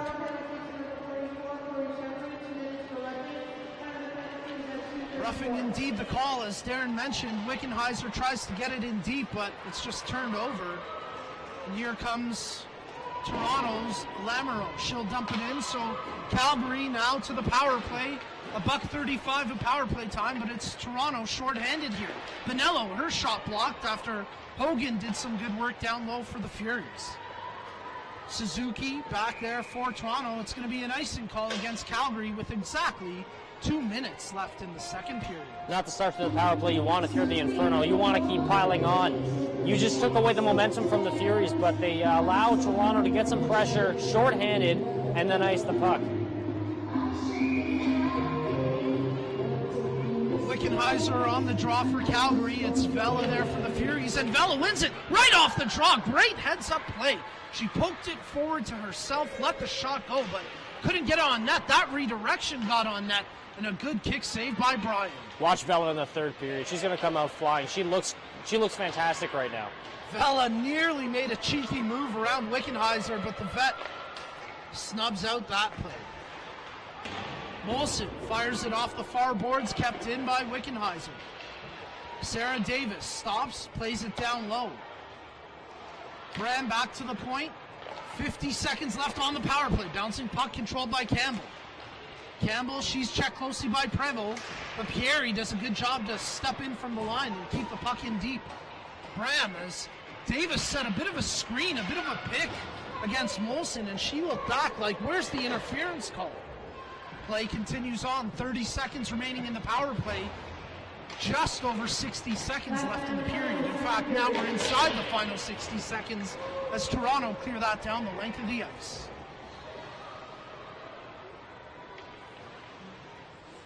Jill Saunier, who got the opening goal of this game, makes the lead pass over there to Haley Cudmore. Cudmore chips it in. It's going to be the Furies first on it. They rim it around the boards, but it's kept in by Esposito. Final seconds of the power play, 34 seconds left in the period. Saunier, she dips that one off to Turnbull. Turnbull plays it down low. Jenner had Turnbull's momentum going the wrong way, so they couldn't quite connect on that pass. 20 seconds left here in the period. Toronto will scoop it out, and that'll go down the length of the ice. Icing the indication. Icing waved off. Esposito fired it off the glass. Again, a bit of an odd bounce there off that glass, but no harm done in the end. The buzzer sounds, and after 40 minutes, it's the Calgary Inferno establishing a 2-0 lead over the Toronto Furies. Calgary really showing their dominance there in the second period. Goals being scored by Jill Saunier, her 3rd of the season, and Jessica Campbell, her 5th of the year. And that's the difference so far through 40 minutes. Great goaltending at both ends of the ice as well. We saw some absolutely spectacular saves there through the first 40 minutes by both goaltenders. It's a tight game right now, and we've got a great third period coming up. Make sure you stay tuned throughout the intermission. Brianne Jenner is standing by at ice level, and she'll be joined momentarily by Darren Alley. But in the meantime, we're going to take a short break here. You're watching CWHL Live. Calgary 2, Toronto 0. That's the score after 40 minutes of play.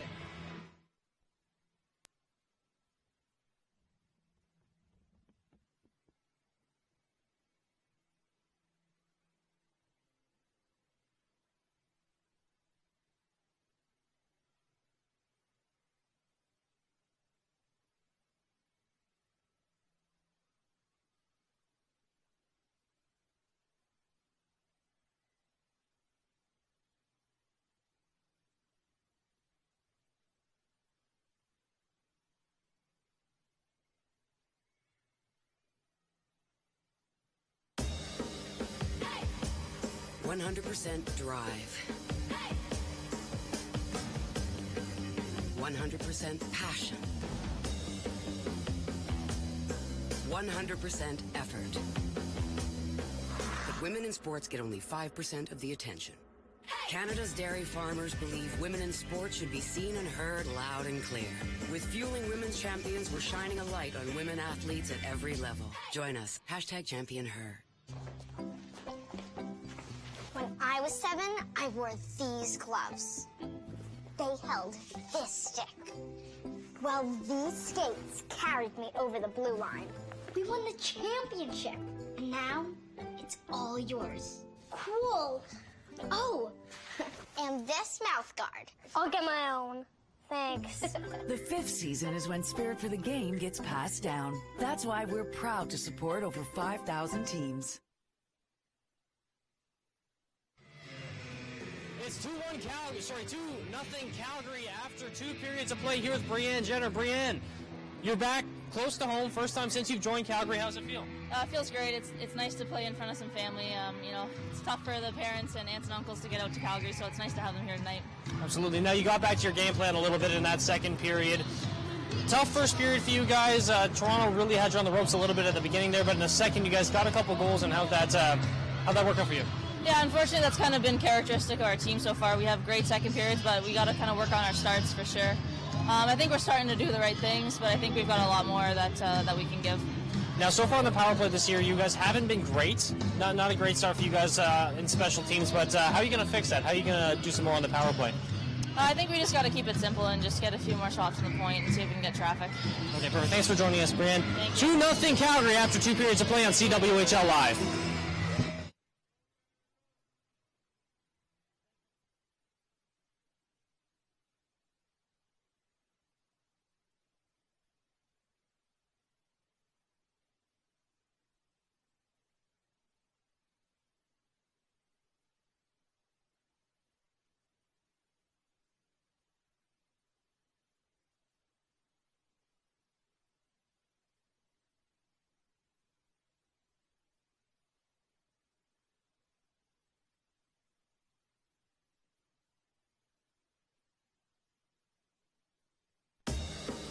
Hey! 100% drive. 100% passion. 100% effort. But women in sports get only 5% of the attention.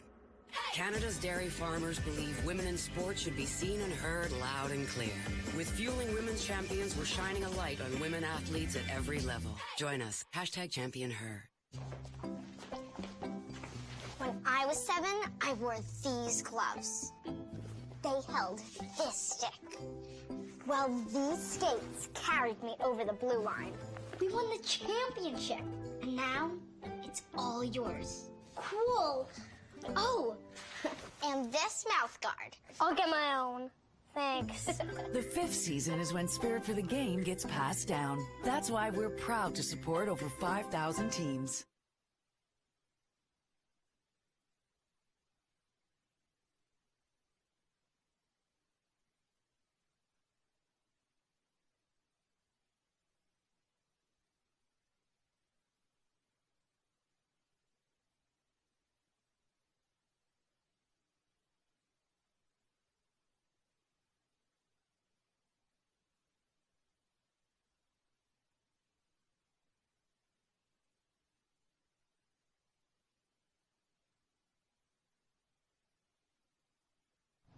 You know, it's true. When I was growing up, there was sort of no place like for girls to play. They could maybe play when you were younger, and then at a certain point, they just had nowhere else to go. And I'll even jump into another sport, lacrosse. I mean, one of my fiercest, toughest opponents ever was this girl that played in Orangeville, and then she just stopped playing. And you know, sort of in a way, I was happy because she was so tough, but it also broke my heart for her. But in hockey, you know, what does this mean? You know, I grew up in the same way, wanting to, you know, play in the NHL because, you know, you get to a certain age, you don't even realize it's not available to you. And so for us now, this is such a great opportunity for young girls to, you know, grow up and don a jersey that represents this historic history of what the Toronto Maple Leafs have done, you know, for so many different organizations and community. And it's really amazing when you look at the new logo and see what a tie-in it is and how proud it is, because we're part of the nation.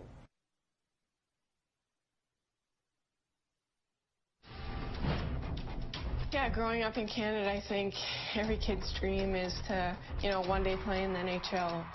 When you're a kid, it's the same as the guys. You dream of being in the NHL. I would have loved to have grown up and been a hockey player and be paid for what I love to do. It's a little tough for women to find places to play and to play at a high level. When I tell people that I play pro hockey here, everyone says, oh, there's a women's team? A tip shot right in, they score! Stop by Kessler, rebound, they score! Here's a break, Johnston scores! The best hockey that's played is played right here in the Canadian Women's Hockey League. It's like watching Canada and USA in every single game. It's not just every 4 years. It's just not 2 teams. It's 5 teams. I think women's hockey has progressed more as a sport than any other sport in the world in the last 15 years. The women are excellent athletes. They're really good hockey players. I think it's terrific hockey.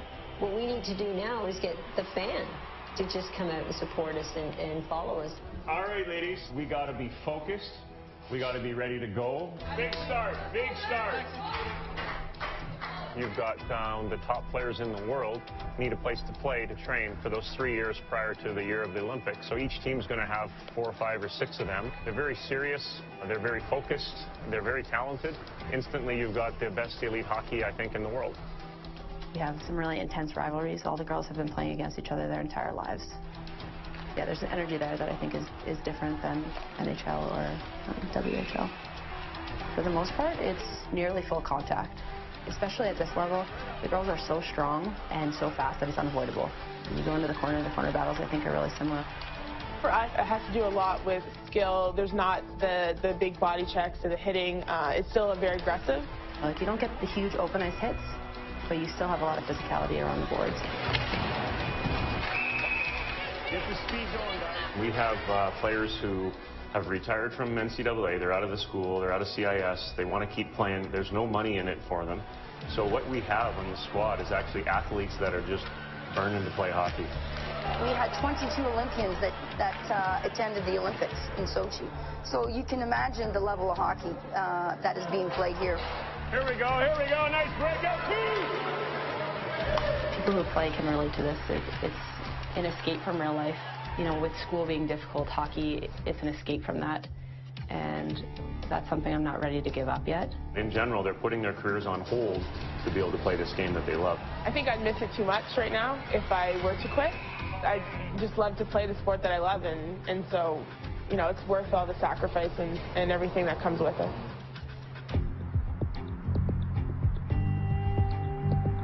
There is a life during hockey. We sometimes help them find jobs if they want to come to a certain city and they have never been there. I looked for work after I moved here.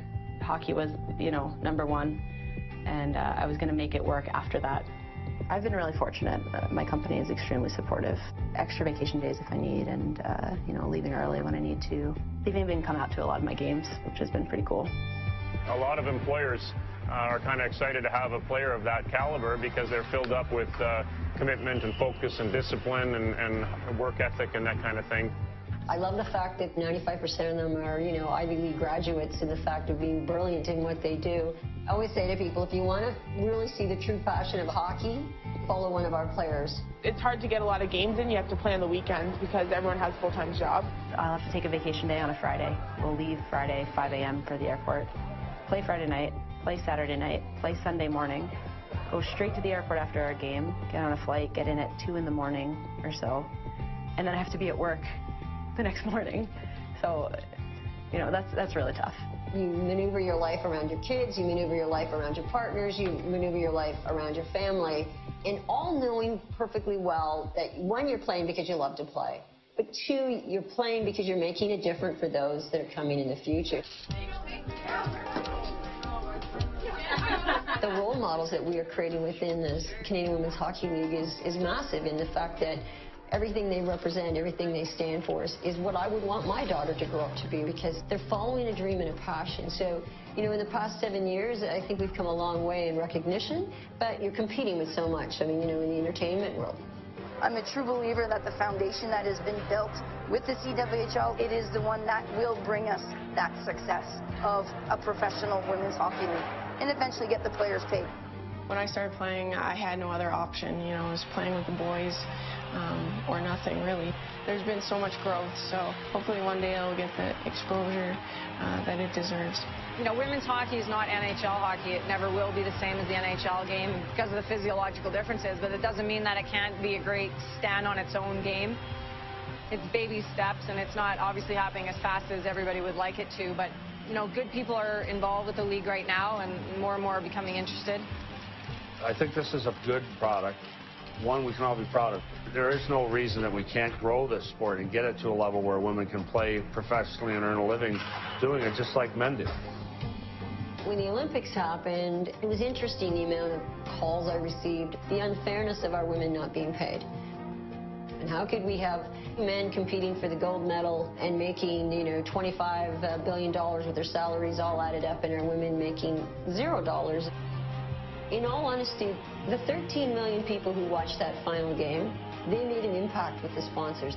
The simplicity for us is that in order to support our league, in order to make sure our players get paid, we need you. We need you to buy a ticket. And in $15, you will secure the future for women to be paid.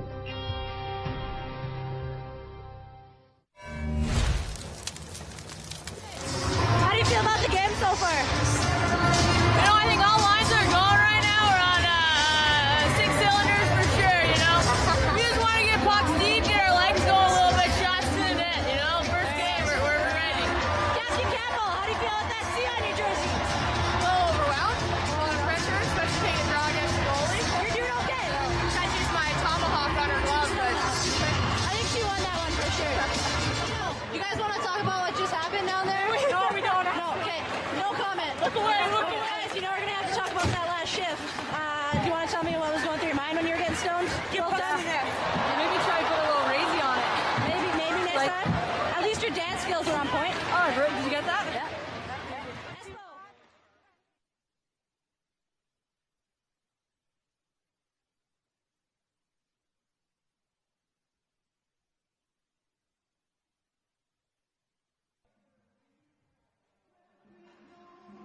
Well, welcome back inside the MasterCard Center from chilly but beautiful Toronto, Ontario. We're starting to get some of that cold winter weather coming in. Well, we're only a few weeks away from the holiday season. It's about time the winter weather came. Oh, absolutely. Not that I'm complaining about the mild conditions. Well, we've been a little bit spoiled with the 15 degrees Celsius weather in mid-November. It's been a little bit much, really. I've had winter jackets waiting to be worn. The spring sweaters are getting a workout. There's no question about it tonight. The action on the ice has been hot. And the Calgary Inferno continue to play some really good hockey. In that second period, Darren, they got 2 goals, staking themselves to a 2-0 lead. They finally got back to their game in that first period, as talked about by Brianne Jenner in the intermission there. It's been a little bit typical of them to have slow starts and really be a good second period team, and they really showed it there. They were all over the place in that second period. Toronto had 2 power play opportunities, but couldn't find an answer to the machine that is the Calgary Inferno.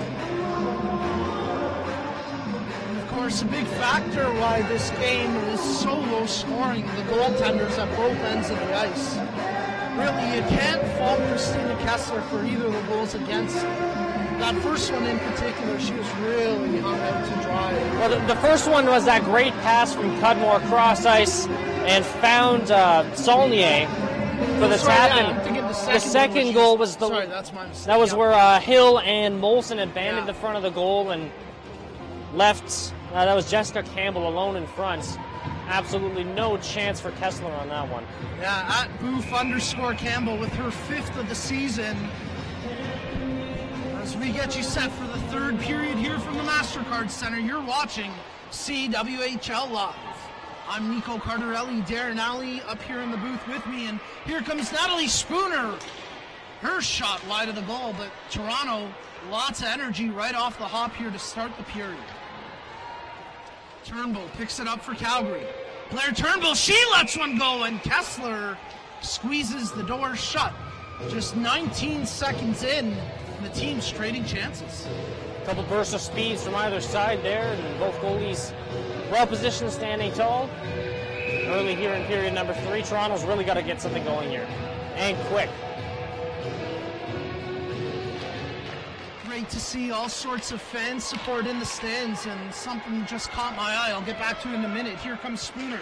Spooner's shot attempt off a stick wide of the goal. Toronto still pressuring, and Calgary will chip it off the glass and out. Here comes Warren. She's got Saulnier coming off the bench. Warren, she's stripped of the puck, and here comes Spooner now for the Furies. Long stretch pass out of the reach of Fulton. Calgary right back, hammers it in, and Kessler comes out of her net to play this one. Haley Wickenheiser plays it down to the far corner for Saulnier. Centering pass, just over top the goal.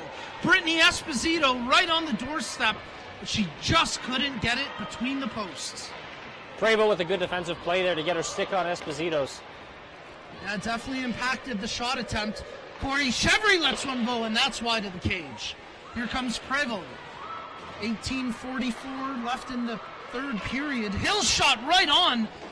Big rebound, and that's what I was talking about in the second period. When you go for that high far side shoulder, it's tough for the goaltender to squeeze it to the body. Nearly worked out for a chance. Here comes a chance for Calgary. Centering wide of the goal. Great defensive play by Molson. Not even 2 minutes into the period, and back and forth action here. Both teams trading chances, as you mentioned early, and high-flying action so far.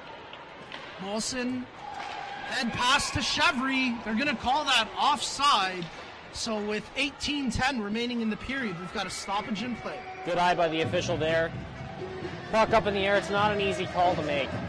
Well, the point I was going to mention, the great fan support here in the stands. There's one young fan in particular. She's wearing a Team Canada Haley Wickenheiser jersey, and she's got a red sign.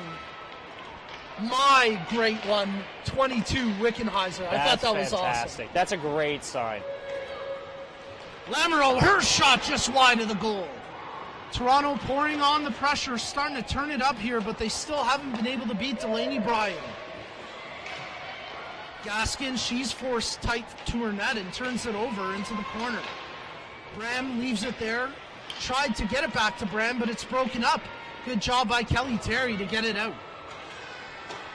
Haley Cudmore, first on it here for Calgary. Long stretch pass to Jenner. Jenner to Bram, right back to Jenner. Across the blue line, top of the circle, stick handle. She's forced wide by a poke check from Bonello.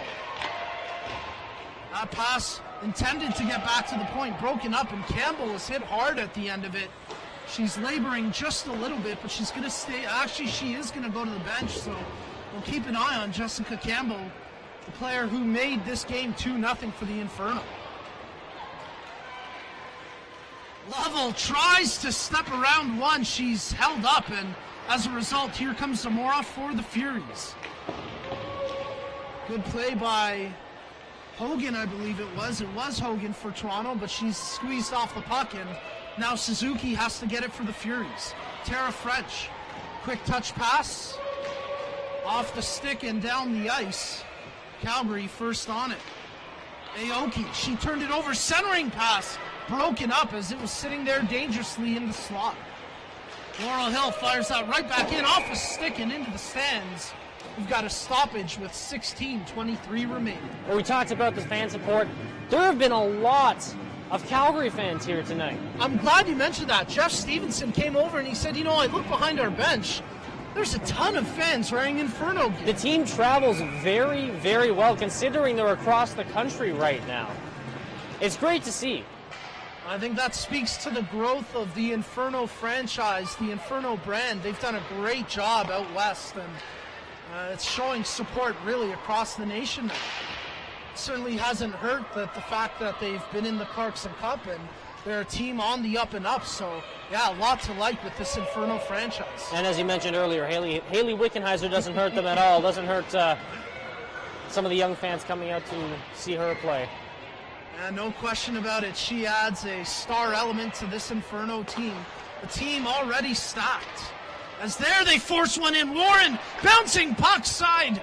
Nothing doing. They smack away at it, but Toronto clear the danger.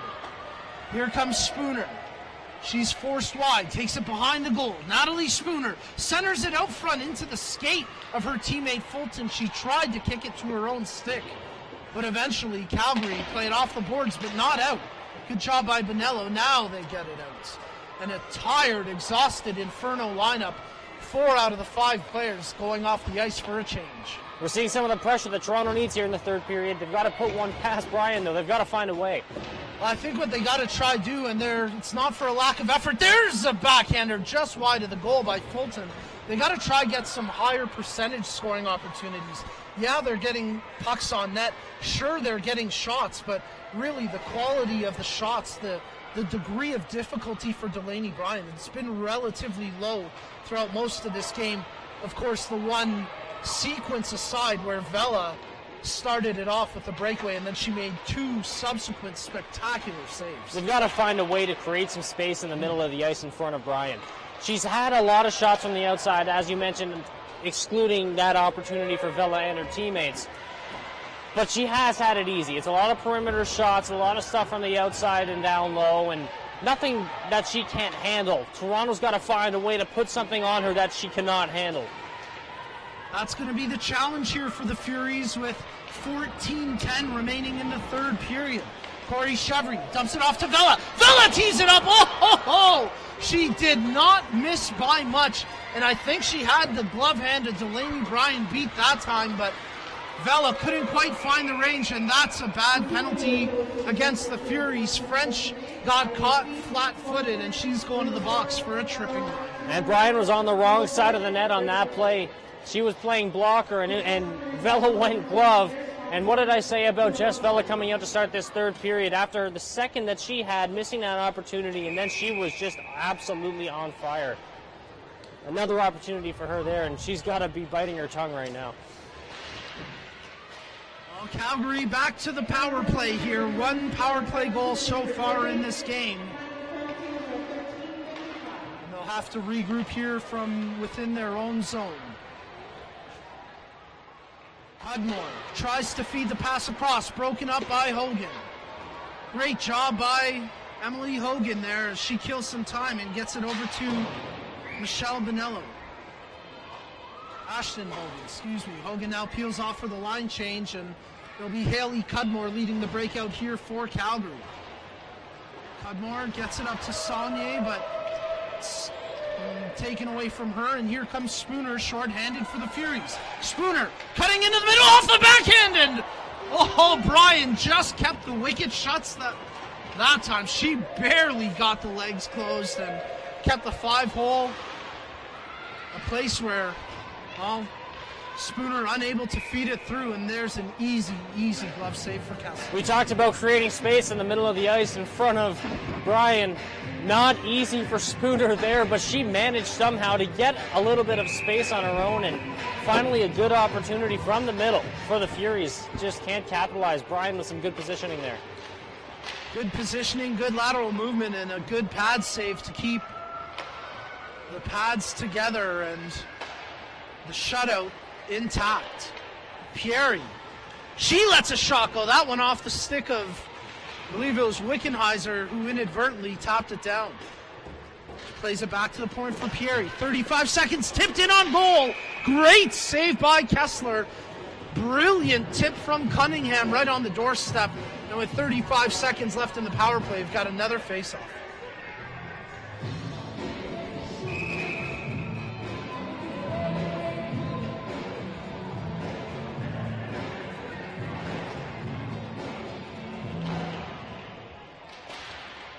Off the draw, Calgary hold it in for the time being. Bonello in the far corner scoops it up, backhands it, and there's a tip off the glass and out.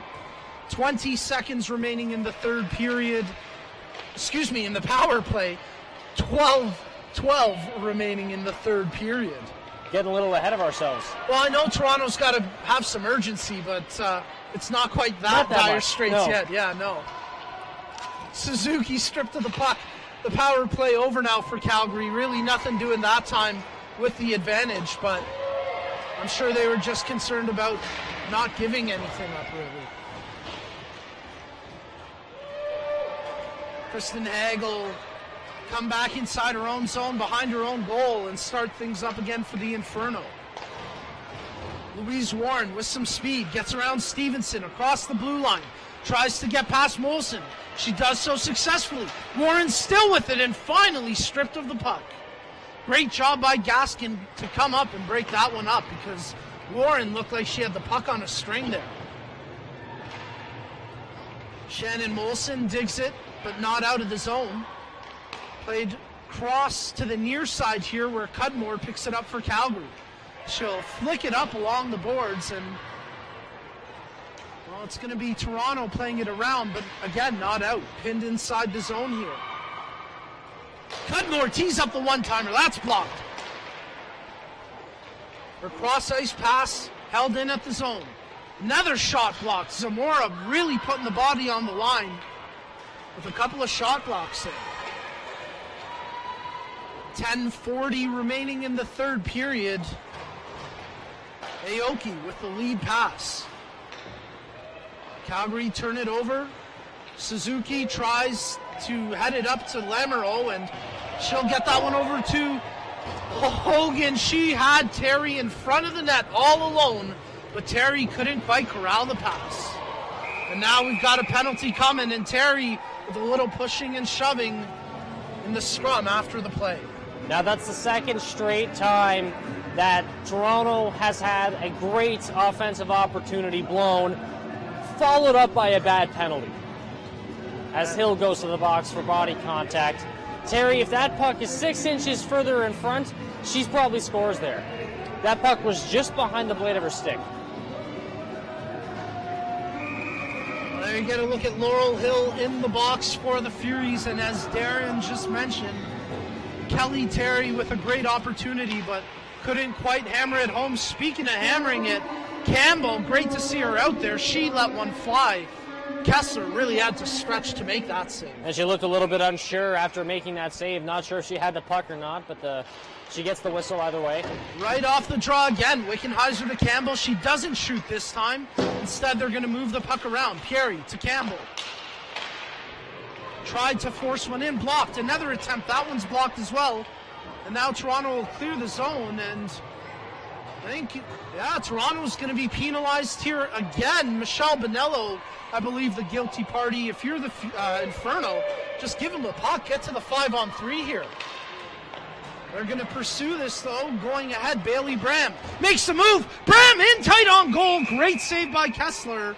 And Calgary will still get a lengthy 5-on-3. A minute 22 of 5-on-3 power play time coming up here. Well, pursuing the goalie pulled 6-on-4 there almost worked out for them. you get a little bit of extra time with the advantage, and a nice move by Bram to get around the defender and get a chance in on goal. It was a really nifty move by Bailey Bram, a little bit of a toe drag to get around the defender, and just sort of ran out of real estate. She had to try and make a jam play against Kessler tight to the net. We've got a timeout here. I believe it's the Furies who've taken their timeout, although it may have been Calgary. Scott Reed, the more active of the two. I think it actually was Calgary. Yeah, I think it was Calgary. They were ready at the bench when the timeout was signaled by the referee. So hooking to Lamoureux. Lamoureux with a hooking penalty. That's going to give Calgary a 1 minute and 22 second 5-on-3 advantage. Big opportunity for the Inferno to really put the game away here. Face-off coming up here to the left of Christina Kessler. It's a 5-on-3 power play opportunity, the first one we've had in this game, with 9:39 remaining in the third period. Calgary control the biscuit off the drop. Saunier right back to her from the stick of Wickenheiser. Saunier leaves it for Wick. Wick leaves it for Saunier. The two, little bit of pitch and pass. There's a shot from Wickenheiser. Good pad save by Kessler.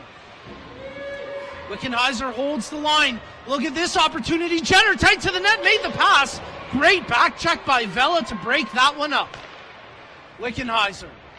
Pass down low intended for Campbell. It's picked off, and Bonello will try pin it up against the end boards. But 3 Inferno in there. They dig it loose. Saunier tees it up off the side of the goal.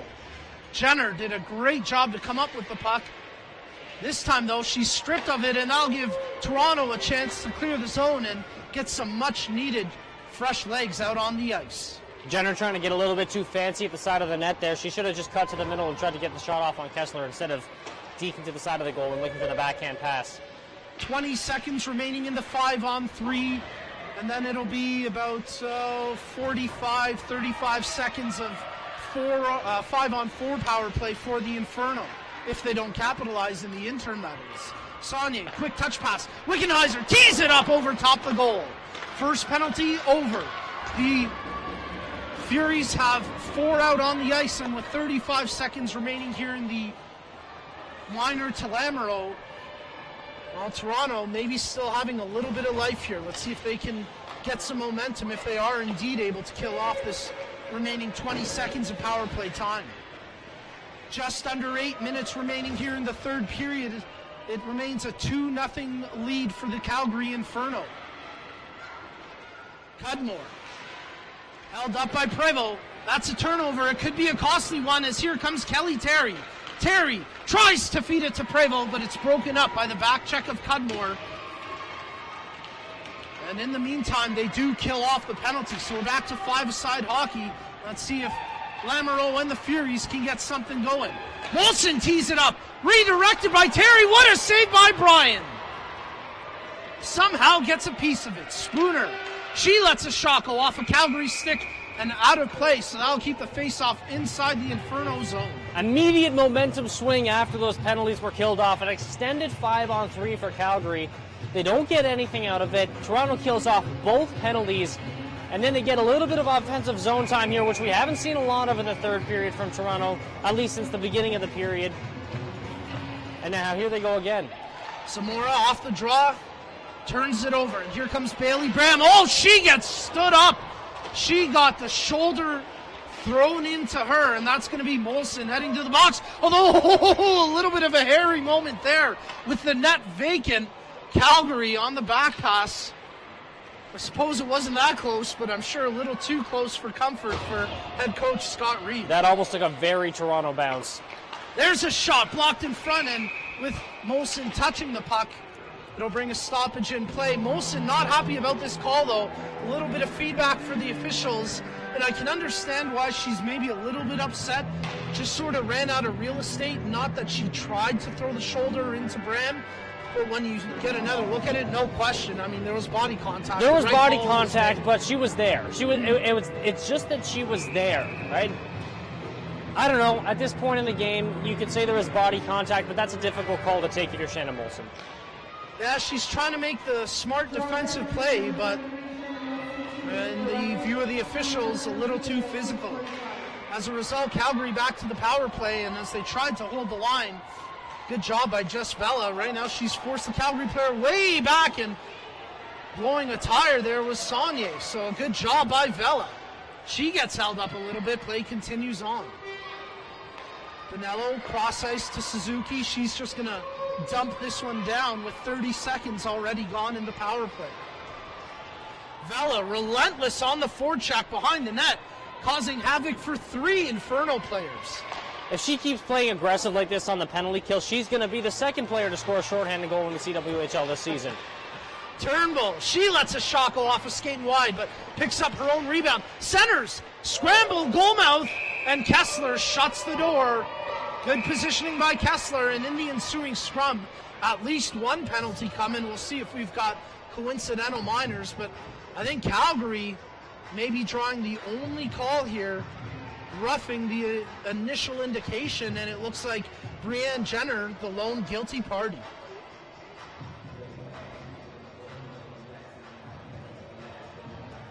And that is the case. Jenner, or excuse me, that's Takuchi there heading to the box. Esposito pleading her case for her teammate. She didn't like the call, but Aina Takuchi with just her second minor penalty. Oh no, it is 19. Okay, so it is. It is Jenner in the box. Maybe it's time I get some glasses. My vision. There's a little fold in the jersey there. It's hard to tell the difference between the 8 and the 9. Well, Jenner in the box regardless, and we've got a little bit of 4-on-4 for at least the next 50 seconds here. As Calgary, Campbell gets it back to the point for Crom. Her shot. I think she was looking for Bram at the far side, but unable to get the redirection. It's now out to center ice. 5 minutes, 20 seconds remaining in the third period of this game on CWHL Live between the Toronto Furies and the Calgary Inferno. Here comes Natalie Spooner, head of steam. She's got speed, she's got strength. She doesn't have the puck anymore. Stripped of the puck, and Calgary unable to get it out. Oh, off the side of the goal. Prevost just fired that one. A couple of fans holding their breath. They saw the mesh move, but the puck on the outside of the goal. Bit of a slash there from Wickenheiser, gets away with one, and there's a shot right into the glove of Kessler. She'll hold on to it with 4:44 remaining in the third. As Molson comes out of the box, 55 seconds now on the power play for the Furies. Just 4:44 to go, as you mentioned. I mean, if Toronto's got any chance of coming back here, they really got to capitalize in this last minute of this power play.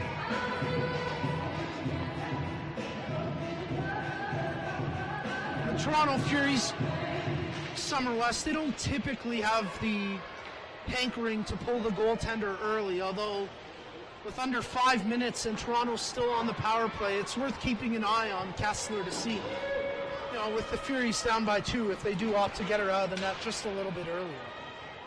Nothing doing right now. 35 seconds left in the Toronto power play. Bonello brings it across the blue line. She's tripped up and the puck cleared out by Wickenheiser. Toronto will have to regroup. Vela. 20 seconds left on the power play. Vela brought to the ground. No call there. She doesn't like it. Toronto lose possession of the puck. Vela's got to hustle here, as do the Furies. 4 minutes even remaining in the third period. Terry, Kelly Terry at the hash mark, centers it. Chevry's shot just wide of the cage. Power play over, back to 5-a-side hockey with 3:45 remaining in the third. Out of the box, Jenner chasing after it, but Suzuki's going to get there first. She's stripped. Oh, what a save! Where is it? They were checking. Jenner with a really nifty play, but Kessler keeps the door closed. Warren strips, makes the pass. Turnbull, and she finds the back of the net. That'll ice it. Calgary go up 3-0. It was just a matter of time after that turnover. Calgary had the pressure going. They had the puck. They had the players. Another goal that Kessler Well, she may want that one back. She really didn't have that much of a chance on that one. Turnbull's been buzzing all game. She's had the nose for the net. And there you can see she really steps into it, makes sure she gets a lot on that shot. And yeah, maybe Kessler would like to have that one back, but the defense in front of her not quite supporting her when she needed it. They had a few opportunities to clear the zone, Darren, and as you mentioned, the turnovers ended up costing them. Warren had way too much space to make that pass to Turnbull, and then Turnbull was allowed to walk right into the middle of the ice. So the Calgary Inferno 305 away from improving to 6-0-0-1 on the season, whereas the Toronto Furies, well, this losing streak is going to go on a little bit longer as Calgary looking to add a little bit more here. Jenner stripped of the puck. She has it now again. Centers it. Taken away by the Furies, and they'll just clear the zone.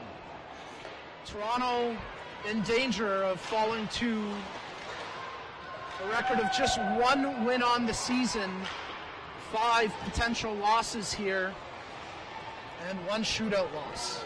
Fulton, her shot attempt off a defensive stick and steers clear of the goal. Well, it's not going to be very long before you have to, or before you get an opportunity to tune into another CWHL live broadcast. Darren, we're back in action tomorrow. We are. Brampton plays host to the Boston Blades tomorrow at 1:30 at Brampton Memorial Arena. As we get a little action behind the goal here. A little bit of roughing there. Pierre heading to the box. So Toronto will have a power play with 2:08 remaining in the third. But yeah, as Darren just alluded to, we're coming to you live tomorrow afternoon from Brampton. And that will be the 4th consecutive game Brampton and Boston will be playing each other in, which included a ridiculous game from Jenny Lacasse last weekend, where she, in a losing effort, made 51 saves in that first game against Brampton. Yeah, it's funny. I was looking at the stats and I saw that. And I had to do a double check because even for Lacasse, that is a ton of rubber. I was following the game on Twitter, and I couldn't. It was 1-0 Boston through into the later portion of the third period, actually, and I kept seeing updates: 40 saved by Lacasse, 45 saves by Lacasse. I couldn't believe it. It took 46 shots for Brampton to finally beat Lacasse last Saturday. Brampton off to a great start this season, and make sure you tune into that game tomorrow afternoon. It should be a real barn burner.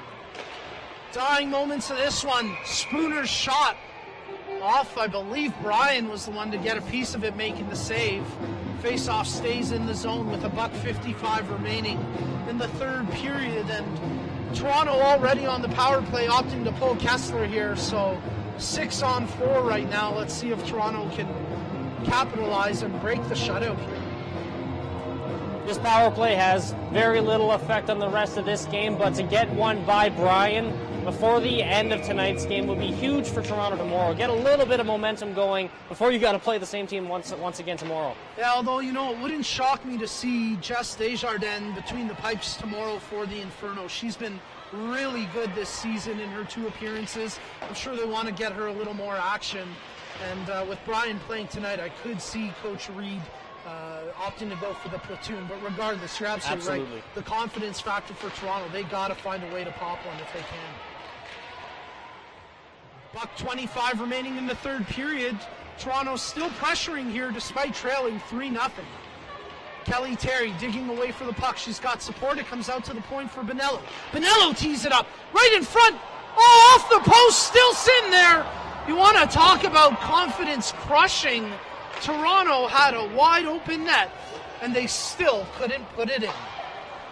They've been shut out so far with just a minute to go in this game, but it has not been without the chances. A couple very good ones, some big saves by Brian. Icing the call here against the Furies with 52 seconds remaining in the third. So Kessler will have to go back out for the face-off here. But yeah, what a chance there. What a third. I mean, it's been a game of missed opportunities for the Furies. And this just adds to the list. I mean, Spooner, or Chevry puts it right through the legs of Brian. And then Spooner was the one at the side of the goal, but It looks like she almost jammed it off the post. Unbelievable. Now timeout called by Toronto. They take their timeout.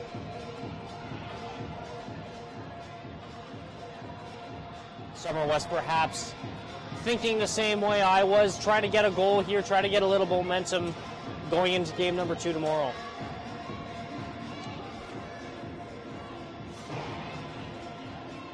Remember, you can join the conversation through your second screen. Use the hashtag CWHL Live on social media. As we mentioned, we'll be right back at it tomorrow afternoon, 1:30 p.m. in Brampton when the Boston Blades take on the Brampton Thunder. That's your next CWHL Live broadcast. And a quick shout out to Craig Drevitt on Twitter, tweeting at us to bring back the front numbers. Makes it easier Craig, to do play-by-play stats. Oh my goodness, you have no idea. But you've got to love the logos. Absolutely. You know what? Ultimately, great move by the league. By all the teams involved, put the logos up there. It's a sharp-looking set of jerseys. But yeah, Craig, I appreciate that. Ooh, Bonello tripped up dangerously, goes into the end boards. And Summer West vocal, not happy about that. Bonello, the Furies captain, taking an awkward spill into the end boards, but it's really good to see her pop back up quickly. Absolutely. Up skating, stick in hand, back to the bench. She looks okay. That's a dangerous, dangerous play, though. And I'm sure it's not a malicious play by Jenner. She's just chasing after the puck, but she's got to be a little more aware of her actions there. Absolutely. Well, ultimately, Bonello seems to be okay, and that's a little bit of good news for Toronto as we're inside the final 30 seconds of this game. We see some 6-on-3 action here. That's not something you see too often. I was going to say regulation, because who knows? Maybe Toronto can make a bit of a comeback. You're right, 6-on-3. That time Brian shuts the door again.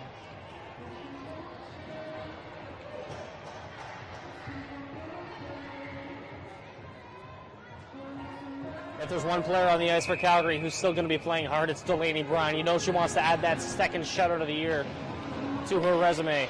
Wilson off the draw, far side of the net. Scramble, Bryan down and out, but Calgary there to back up their goaltender, clear the zone. She's 12 seconds away from adding a second one to her stat total this season. Kelly Terry would like to have that end differently. She drops it to Prevost, tees it up. Fitting that Bryan gets the last touch of the puck. She makes another save, and in the end, it's the Calgary Inferno with their 6th win of the season by a 3-0 scoreline over the Toronto Furies. And another disappointing game for the Furies. They lose their 6th straight game. A tough one for them. They had their opportunities. Couple missed one. Some great saves by Bryan. There was that play towards the end of the game there with a wide open net. And it looked as though the puck was just jammed right into the post, and they couldn't catch a break tonight. Even when it looked like she was down, out, and beaten, Delaney Bryan found a way to keep the puck out of the net. Christina Kessler had a tremendous game, but in the end, 3 shots get past her, and that is the difference in this one. It took us into the second period to even get our first goal of the game, but once they came, well, it was hard to keep them out at that point for the Furies because the Inferno really turned it on in the later stages of this game. Because of the later stages there, the game looks a little bit lopsided. You see the 3-0 score. If you watch the first period of this game, you would not be thinking that this is how it would end up. Toronto played a good period. Not a great one, but they played a good period for a team who has lost 5 straight, playing against a team who has won 5 of 6 to start the season. It was a good way to start the game. They couldn't finish. I'm sure they'll look to build on it tomorrow afternoon. The Furies salute the home crowd. The Inferno vacate the ice. Smiles on their faces. Delaney Bryan, her 2nd shutout of the season. I think she's going to be chosen as one of the stars of the game. We'll have your Tim Hortons 3 stars of the game coming up momentarily. Darren, any gut feel for the 3 stars? Oh, I think Bryan's an obvious first star.